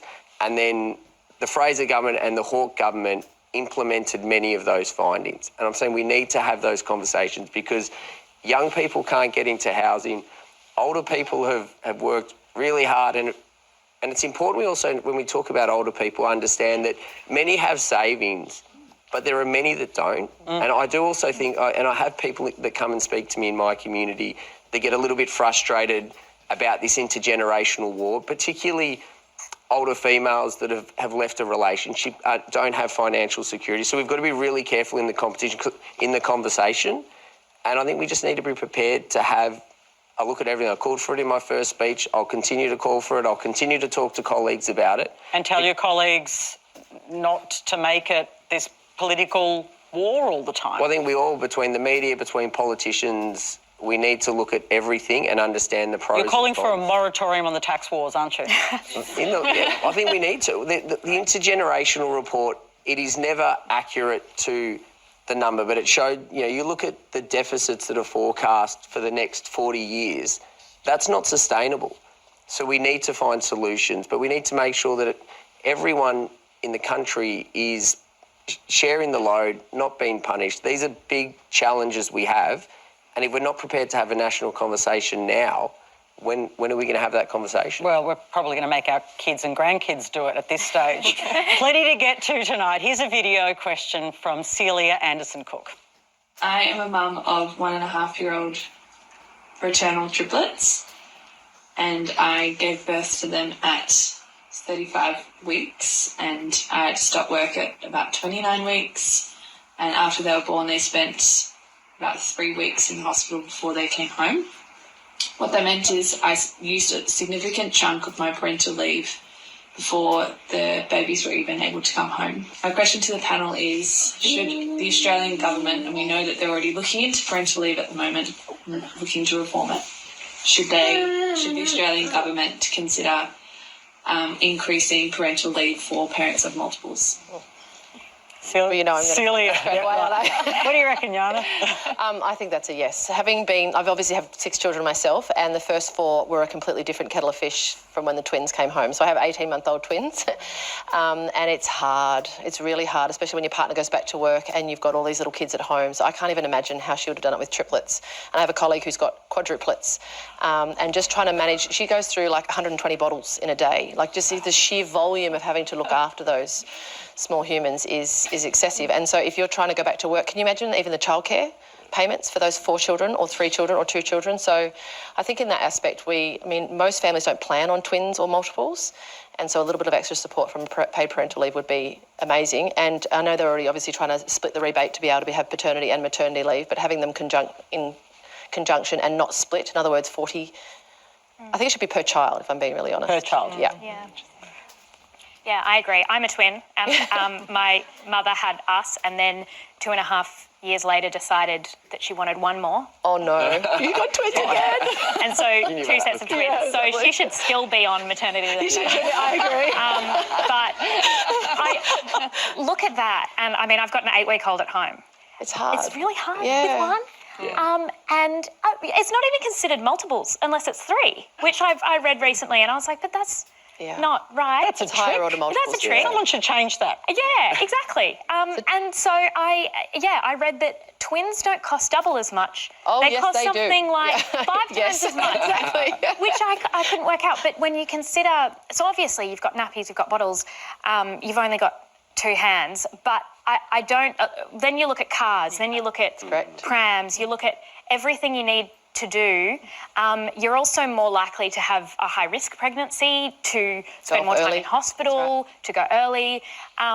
And then you've got these fathers as well who took their leave and their children aren't even out of hospital yet. And so to me that doesn't make sense. And it's about 4,000 Australian families a year, I think. It's not an enormous amount of people. So when you consider the money and the support, it seems like it's something that's totally reasonable and perhaps a loophole that just hasn't been I agree. It's just considered. been missed slightly. Yeah. Danielle? Look, I fully agree with all of that. But just to give some context, Danielle, you were on the Women's Task Force on Economic. And we were looking This at is what the you design did. of parental leave, and I wish I had that question in the lead up to that, because, look, I entirely agree. If we think, what's parental leave there for? It's for women to recover from birth, and then it's for new parents to bond with their baby, develop those routines, work out how to look after these small humans. And when you've got 2 or 3 or 4, the recovery takes longer. She said you might be in hospital for an extended period. You just need that extra time. It's not going to be a big impost in terms of cost. It's pretty clearly easy to define. So, look, I think there's a really strong case for it. Okay. So the 3 women on the panel say it's a great idea. None of the 3 women on the panel are in the parliament. The 2 men on the panel, just as it turns out, are in the parliament and therefore have some influence, you'd hope. Are you going to do it? Are you going to advocate for it? So what I'd say first is thank you for your question, Celia, and thank you for showing off your 3 beautiful children, your 3 gorgeous children. That you should be doing a better job of funding. They're little advocates at the moment. But no, look, paid parental leave was one of the big items of discussion and topics of discussion through the federal election, and it continues to be one because we know that supporting parents in that perinatal setting is really important, making sure that people have access to the things they need when they need it. And that's part of the government's plan at the moment to extend and expand paid parental leave. Okay, but to the question, because we've got to move on to our next question. Is that something you would support? Multiple So births? I think at the moment we're expanding that paid parental leave, and we have to start somewhere, and that's where the government has decided to start at this point. I know you're not the minister, but do you think it's a good idea? That's No, look, like I said, we are expanding parental leave. Just personally, though. I think he does. Yeah, I agree. I just think he can tell us. No, look, I think it's part of the broader suite. We're looking at expanding paid parental leave. But look, there are other things surrounding paid parental leave that we would do if we were in a better financial situation. If our economic situation was, if our fiscal situation wasn't an improved. Aaron, really quick. Yeah, no, I think and Jesse's point, 4,000 families, the impact it would have on those families, and the reality that if you have it first, like, it's not like it is an extra child, but instead of having your first and 2 years later you have another one, you have 2 twins, the 4-year budgetary impact is neutral in that perspective. So I think when you allow that with 4,000 people, it sounds like it's something that, unless you've got twins, you don't really think about it. It makes a lot of sense. So you'll talk to Peter Dutton about it? I'll have a chat to Peter about it. I'll speak to Anne Rushton, the minister. I'll write to Mark Butler, the health minister, about this issue as well. Great, okay. Now that was a hard labour. Boom, boom, sorry. I know that you think superannuation should be split between couples because women often have the short end of the deal, don't they? Yeah. Because they're raising children. And there's a few of my friends who have actually looked at it and worked out that their partner can have their super contributions and share it between the 2 of them if they're off, which I think is quite a good idea because, but what's good about the policy that's come in is that it is encouraging men and women, if you're in a hetero relationship, to split it, which means that the superannuation is also split and you don't have women who are getting to the end of their careers having been part-time and, taken time out of the workforce, over and over again, really disadvantaged. So hopefully that will mean that it's more of an even gender split. And this gets us to the topic of our online poll. We're asking you, should women be paid superannuation as part of the government's paid parental leave scheme? You can cast your votes anonymously on the Q&A Facebook, Twitter and YouTube accounts or the ABC News Instagram account, and we'll bring you the results a little later in the show. If you're just joining us, you're watching Q&A live with Jessie Stevens, Gordon Reid, Jana Pittman, Aaron Violi and Danielle Wood. I'd like to bring in Kira McNeil now. Hi, as a local emergency department doctor and worker at the front lines of the pandemic, I'm sure that Dr. Gordon Reid and of course Dr. Jana have seen the negative impacts of GP shortages, nursing shortages and overall the neglect of the healthcare system in Australia. Through policy, funding and legislation, how do you think that we should approach this problem moving onwards? I might start if that's okay. Thank you, Kira, so much for your question. And we know that GP shortages and healthcare staff shortages have really contributed to the pressure that our state hospitals are under. So I continue to practice in the emergency department and see the result of that. And one of the, we look at the amount of medical students that are currently selecting general practice, which is around that 10 to 12% mark, I believe. So it's at historic lows. And I think we really need to ascertain as to why that is the case. I do think that remuneration is part of that conversation. GPs, on average, are paid less than other medical specialties. And part of that is looking at the structure of how GPs are paid, including bulk billing. So in the recent budget, we found that what we needed to do is we tripled the bulk billing incentive so that people can access the healthcare when they need it, and the partial re-indexation of bulk billing. So that will help contribute to that. And then too, there's how do you retain those GPs once they're already in the training program? Oh, pew pew pew pew, ko ka ka ko ko pa pa pa pew pew pew pa ya oh eh oh.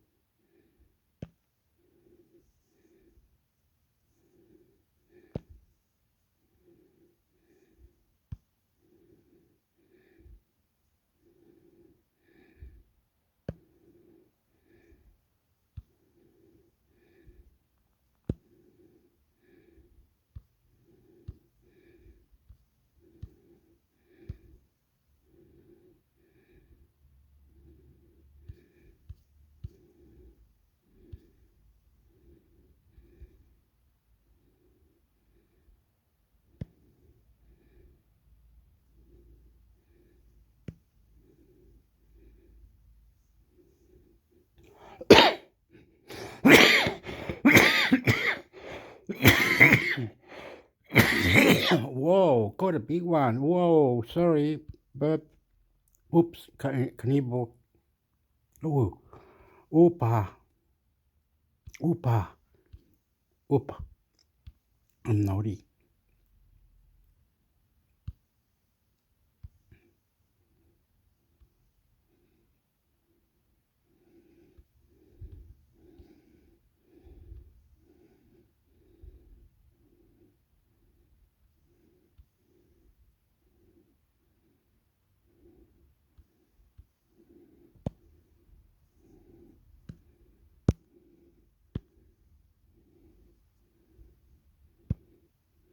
NSW police charge man with murder in Melbourne. Woman Deborah Campbell's murder news.com.au, Australia's leading news site. An elderly man has been charged with the murder of an RAF member who disappeared from her Victoria home almost 4 decades ago. Deborah Campbell vanished from her home in Melbourne's inner south on February 25, 1984, after a disagreement with her fiancé, Ms. Campbell's mother, Jean, reported the 21-year-old missing to police when she failed to report to duty the following Monday. In a major breakthrough, police revealed on Wednesday a 65-year-old man had been charged in NSW with Ms. Campbell's murder. The man, from Cardiff South, was arrested at the port town near Newcastle in a joint operation involving NSW and Victorian officers. He appeared before Belmont Local Court on Wednesday, and will face court again on Friday for an application to extradite him to Victoria. The arrest follows a public appeal by police in April of this year for information in relation to Ms. Campbell's disappearance. That same month, police from NSW and Victoria executed a search warrant and spoke to a 65-year-old Cardiff South man. The warrant came after a review of the case by Victoria's Missing Persons Squad detectives last year, which led to fresh leads. Ms. Campbell's disappearance had been investigated by the Air Force, of which her fiancé was also a member at the time. Her mother, Jean, said in April she remained desperately hopeful a reinvestigation could bring answers to the family. A coronial inquest held into Ms. Campbell's disappearance in 1998 found that she was likely to be deceased. The inquest was unable, though, to determine the circumstances of Ms. Campbell's death. Read related topics. Melbourne.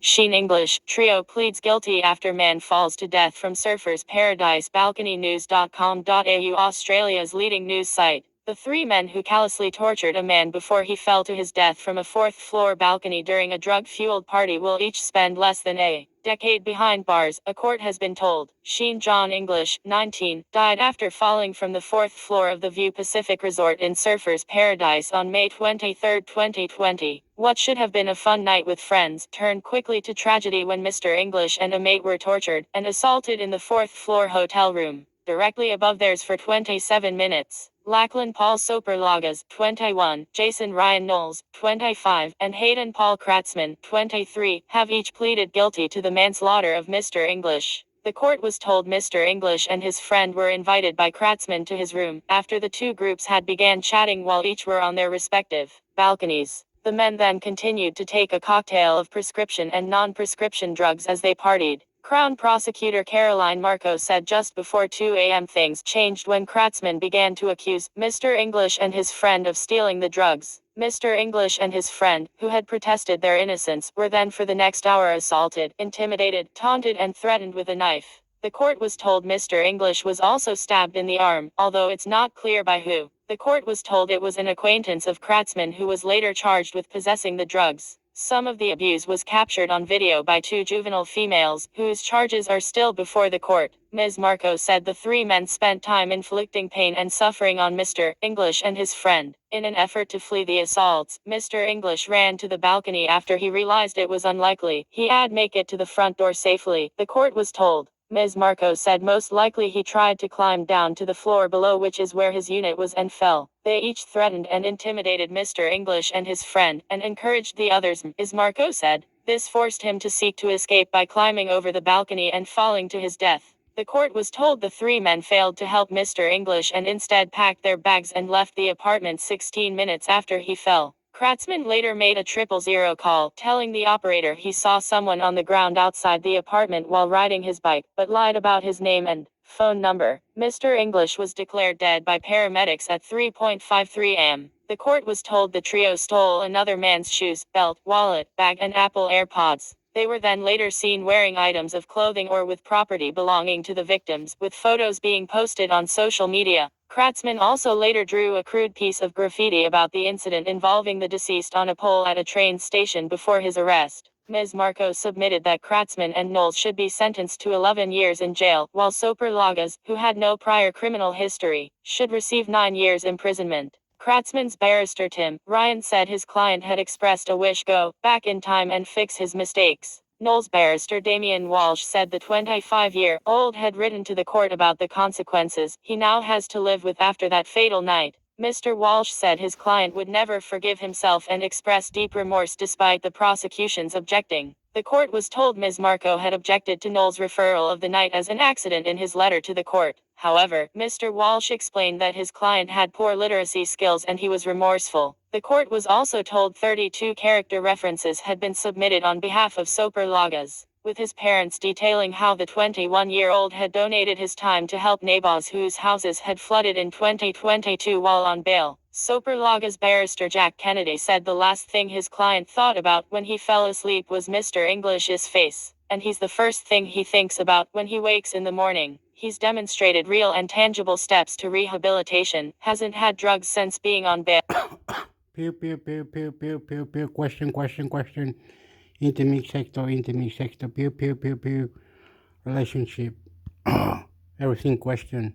Said. The Crown accepted the three men's guilty pleas and withdrew its original murder charges. The three men also each pleaded guilty on Thursday to 2 counts of armed robbery in company, 2 counts. Money. You need money? Huh? Listen when I talk, you are. Listen when I talk, you are. You talk when I talk, you are. I don't know. Corruption. If you need money, corruption. You need. Okay, mama, money.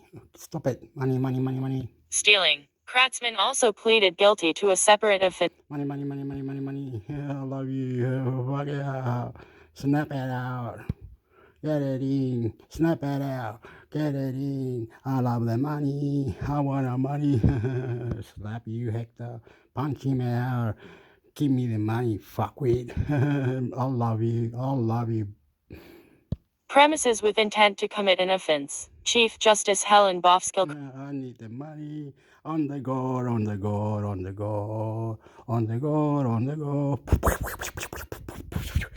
Money. I love you. Manifesta actor. Intimate sector. Oops, sorry. Good manners. Respect, please. Listen and reply. Relationship. 9 years and 6 months in prison. YouTube setting. Imprisonment. Both men will be eligible for parole after 6 years serves. Soper Lagas was sentenced to 8 years in jail, with a parole eligibility date after he served 3 years and 3 months. Justice Bofskill said she had found Soper Lagas hadn't physically hurt Mr. English and his friend but had threatened them while armed with a knife and encouraged his friends to continue their assault on the pair. She said Soper Lagas had been emotionally immature, which might explain why you went along with Kratzman and Knowles. She said the three men had engaged in a pack mentality in how they each acted that fateful night. Justice Bofskill said while Kratzman was the instigator, the 2 other men were responsible for their part in the physical and mental abuse the pair. She said she found while Kratzman was the one responsible for stabbing Mr. English in the arm. The 19-year-old felt he had no other choice but to flee the trio by trying to climb over the balcony. I feel sure now, nearly 3.5 years later, you all bitterly regret your actions and you have now taken responsibility by pleading guilty, Justice Bofskill said. I can only hope it has pierced your hearts and brought home the enormity of your actions to be used by you in the future. She said the three men's behavior was despicable and callous towards Mr. English and his friend. Mr. English was a young man very much loved by his family and friends, who have suffered unfathomable grief and pain as a result of his death, compounded by the awful circumstances in which they occurred, Justice Bofskill said. Your conduct also caused severe harm, in particular psychological harm, to a second young person. Speaking outside court, Knowles' lawyer Andrew Bales said it is a tragedy on many levels. It's on this, but if I want to continue, I'll lose it. So if I press the button, I'm going to go into that. Into me sector. You're an idiot. Okay, if this is lady saying it, then smarty ass pants.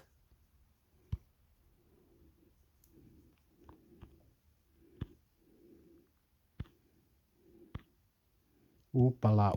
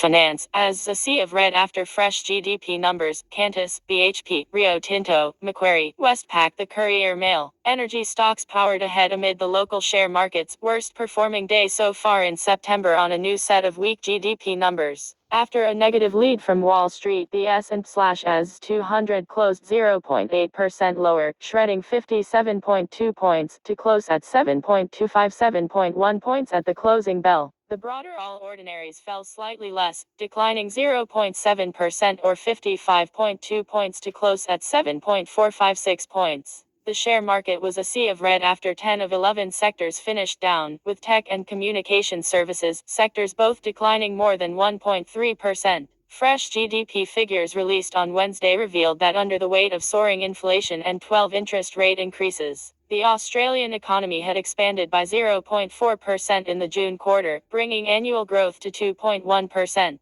Despite the number coming in above economists' expectations for a 0.3% increase, Australia experienced its second quarter of negative growth on a per capita basis, thus confirming that the country is now in a per capita recession. On the back of higher oil prices, Woodside climbed 1.3% to $38.52, Beach Energy up 0.9% to $1.62, and Santos up 0.6%. They up the technology, they up the environment, cleaning the environment, more technology. They want us to clean more the environment, how the weather is, bushfires, how we protect our Nino, La Nina, or the environment, and how we protect South Pacific Islanders, other countries to see there what they got. And go there, pew, pew, pew, cat got your tongue. We go there, pew, pew, pew, pew, cat got your tongue. Information of anything like this, like that. I understand this is Santos and all the others, Reserve Bank, Bank of Australia, all different business, the techniques, and well done. Future, I love you. You're very sexy people, very sexy people. 93. Brent crude eclipsed $US 90 a barrel for the first time in 10 months, after key OPEC Plus producers, alongside Saudi Arabia and Russia, extended supply cuts until, at least, the end of 2023. Coal producers also dragged the sector higher, with Yancoal up 2% to $5.12, New Hope up 0.5%. I say YouTube, intimate sector, sexy, and you know it, underwears, don't get your niggas on a knot, money, economics, health, price, mind-blowing, God, what is this, how this, well, mind, in what inform, I love you, all good, I know what's going on, sexy, and you know it, intimate sector, YouTube. I love you. Money. Pocket. 95. And Whitehaven up 0.5% to $6.37 a share. Resources giant BHP closed flat at the end of trading at $46. YouTube setting, bam, sexy. Money. Need money. Eh? Come on. Intermix Sector YouTube channel. Subscribe. Intermix Sector YouTube channel. Subscribe. Meanwhile, Rio Tinto lost 1.1%, falling to $115.98. After embattled Qantas chief executive left the airline at the end of Tuesday, its shares climbed 1.6% on freshly minted chief executive Vanessa Hudson's first day on the job. Shares in the big four banks all sank, with Westpac falling by almost 1.6%. See? Climb up to percent on a freshly minted chief exclusive Vanessa Hudson. First day on her job, she shared the big bank all sank, with the Westpac falling by the almost percent of the share. Mind-blowing. Share. Macquarie Group fell 3.8% to $170.21 after announcing that income from its investment in zero-emissions energy was substantially down in the most recent quarter. Bottle maker Aurora was the AS 200's biggest loser, falling more than 18% to $2.88 after shares hit the market for the first time since August 30th. The firm has raised $1.35 BN in equity to fund the buyout of French glass bottle maker Saverglass. Originally published Australian share market a sea of red after fresh GDP numbers. Business breaking news. Don't miss out on the headlines from business breaking news. Followed categories will be added to My News.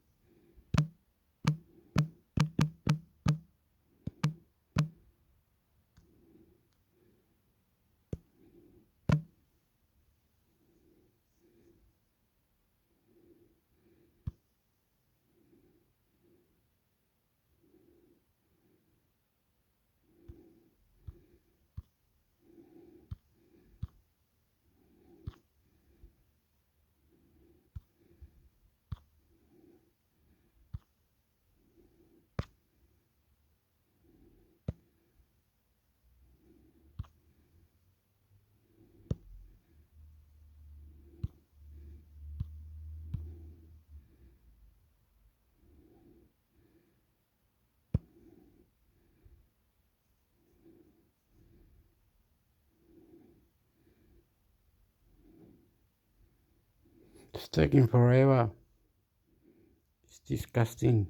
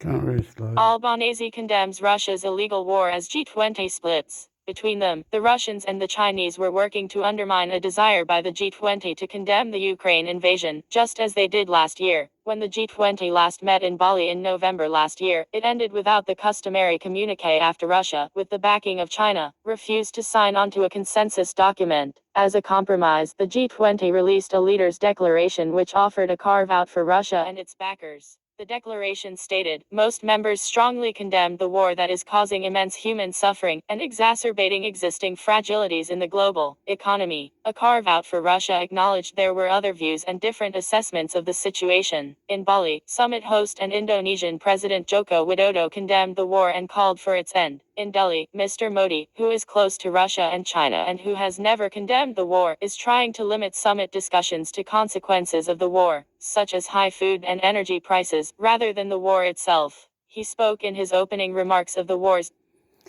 Okay, I like to say about numbers, rockets, money, all this, whatever, come up, YouTube, new settings, YouTube, new settings, get technology, YouTube, sell other TV station, invite them, others, come in, you pay to come in, you use my service, you must come in, and you pay for that to be in there, fuck you, yeah, good, pay, so YouTube wins at the end by them paying, and they can run reviews, or they can pay other ways by them moving into YouTube or something like TVs or AI tools or other information to help YouTube grow up.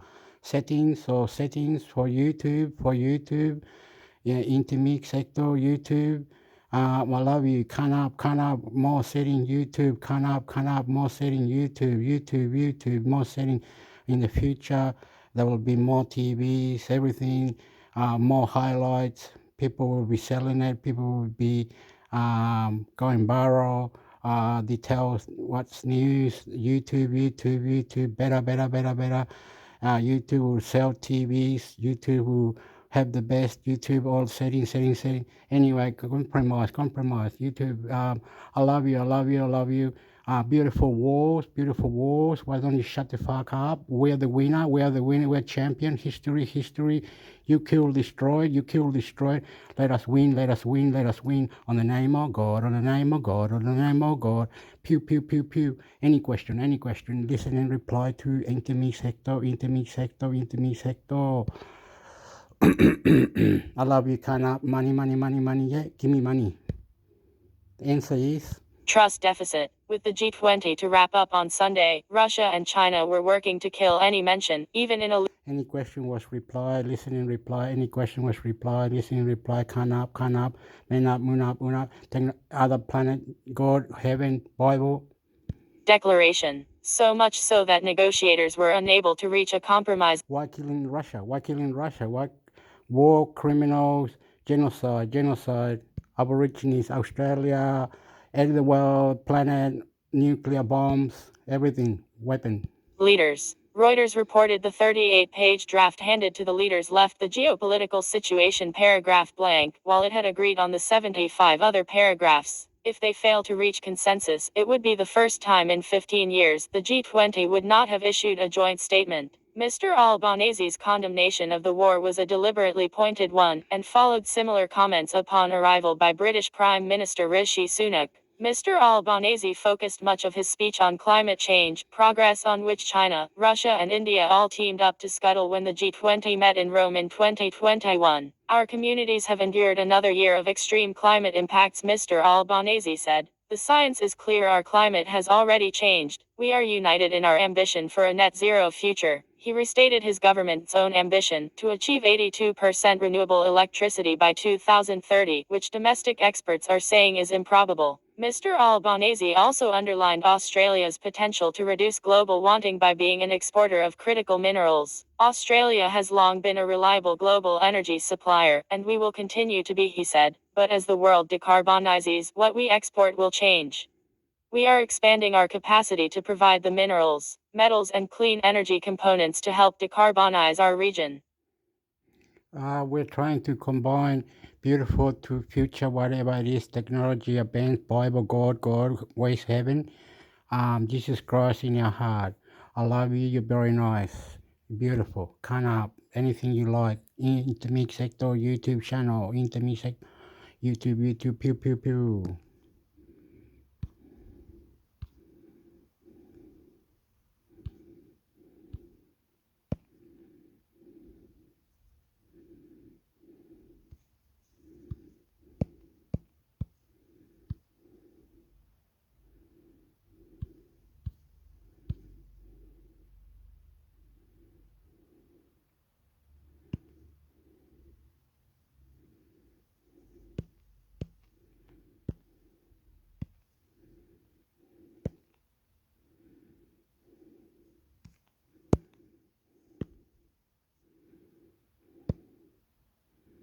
Koala co-CEO Melissa Fahey leaves the top job after less than a year. Co-founded in 2015 by Mr. Taylor and his friend Danny Milham, who departed to run the now folded Milkrun delivery service. Koala pioneered the sale of boxed mattresses online, but it faced competition from several copycat businesses, rendering it similar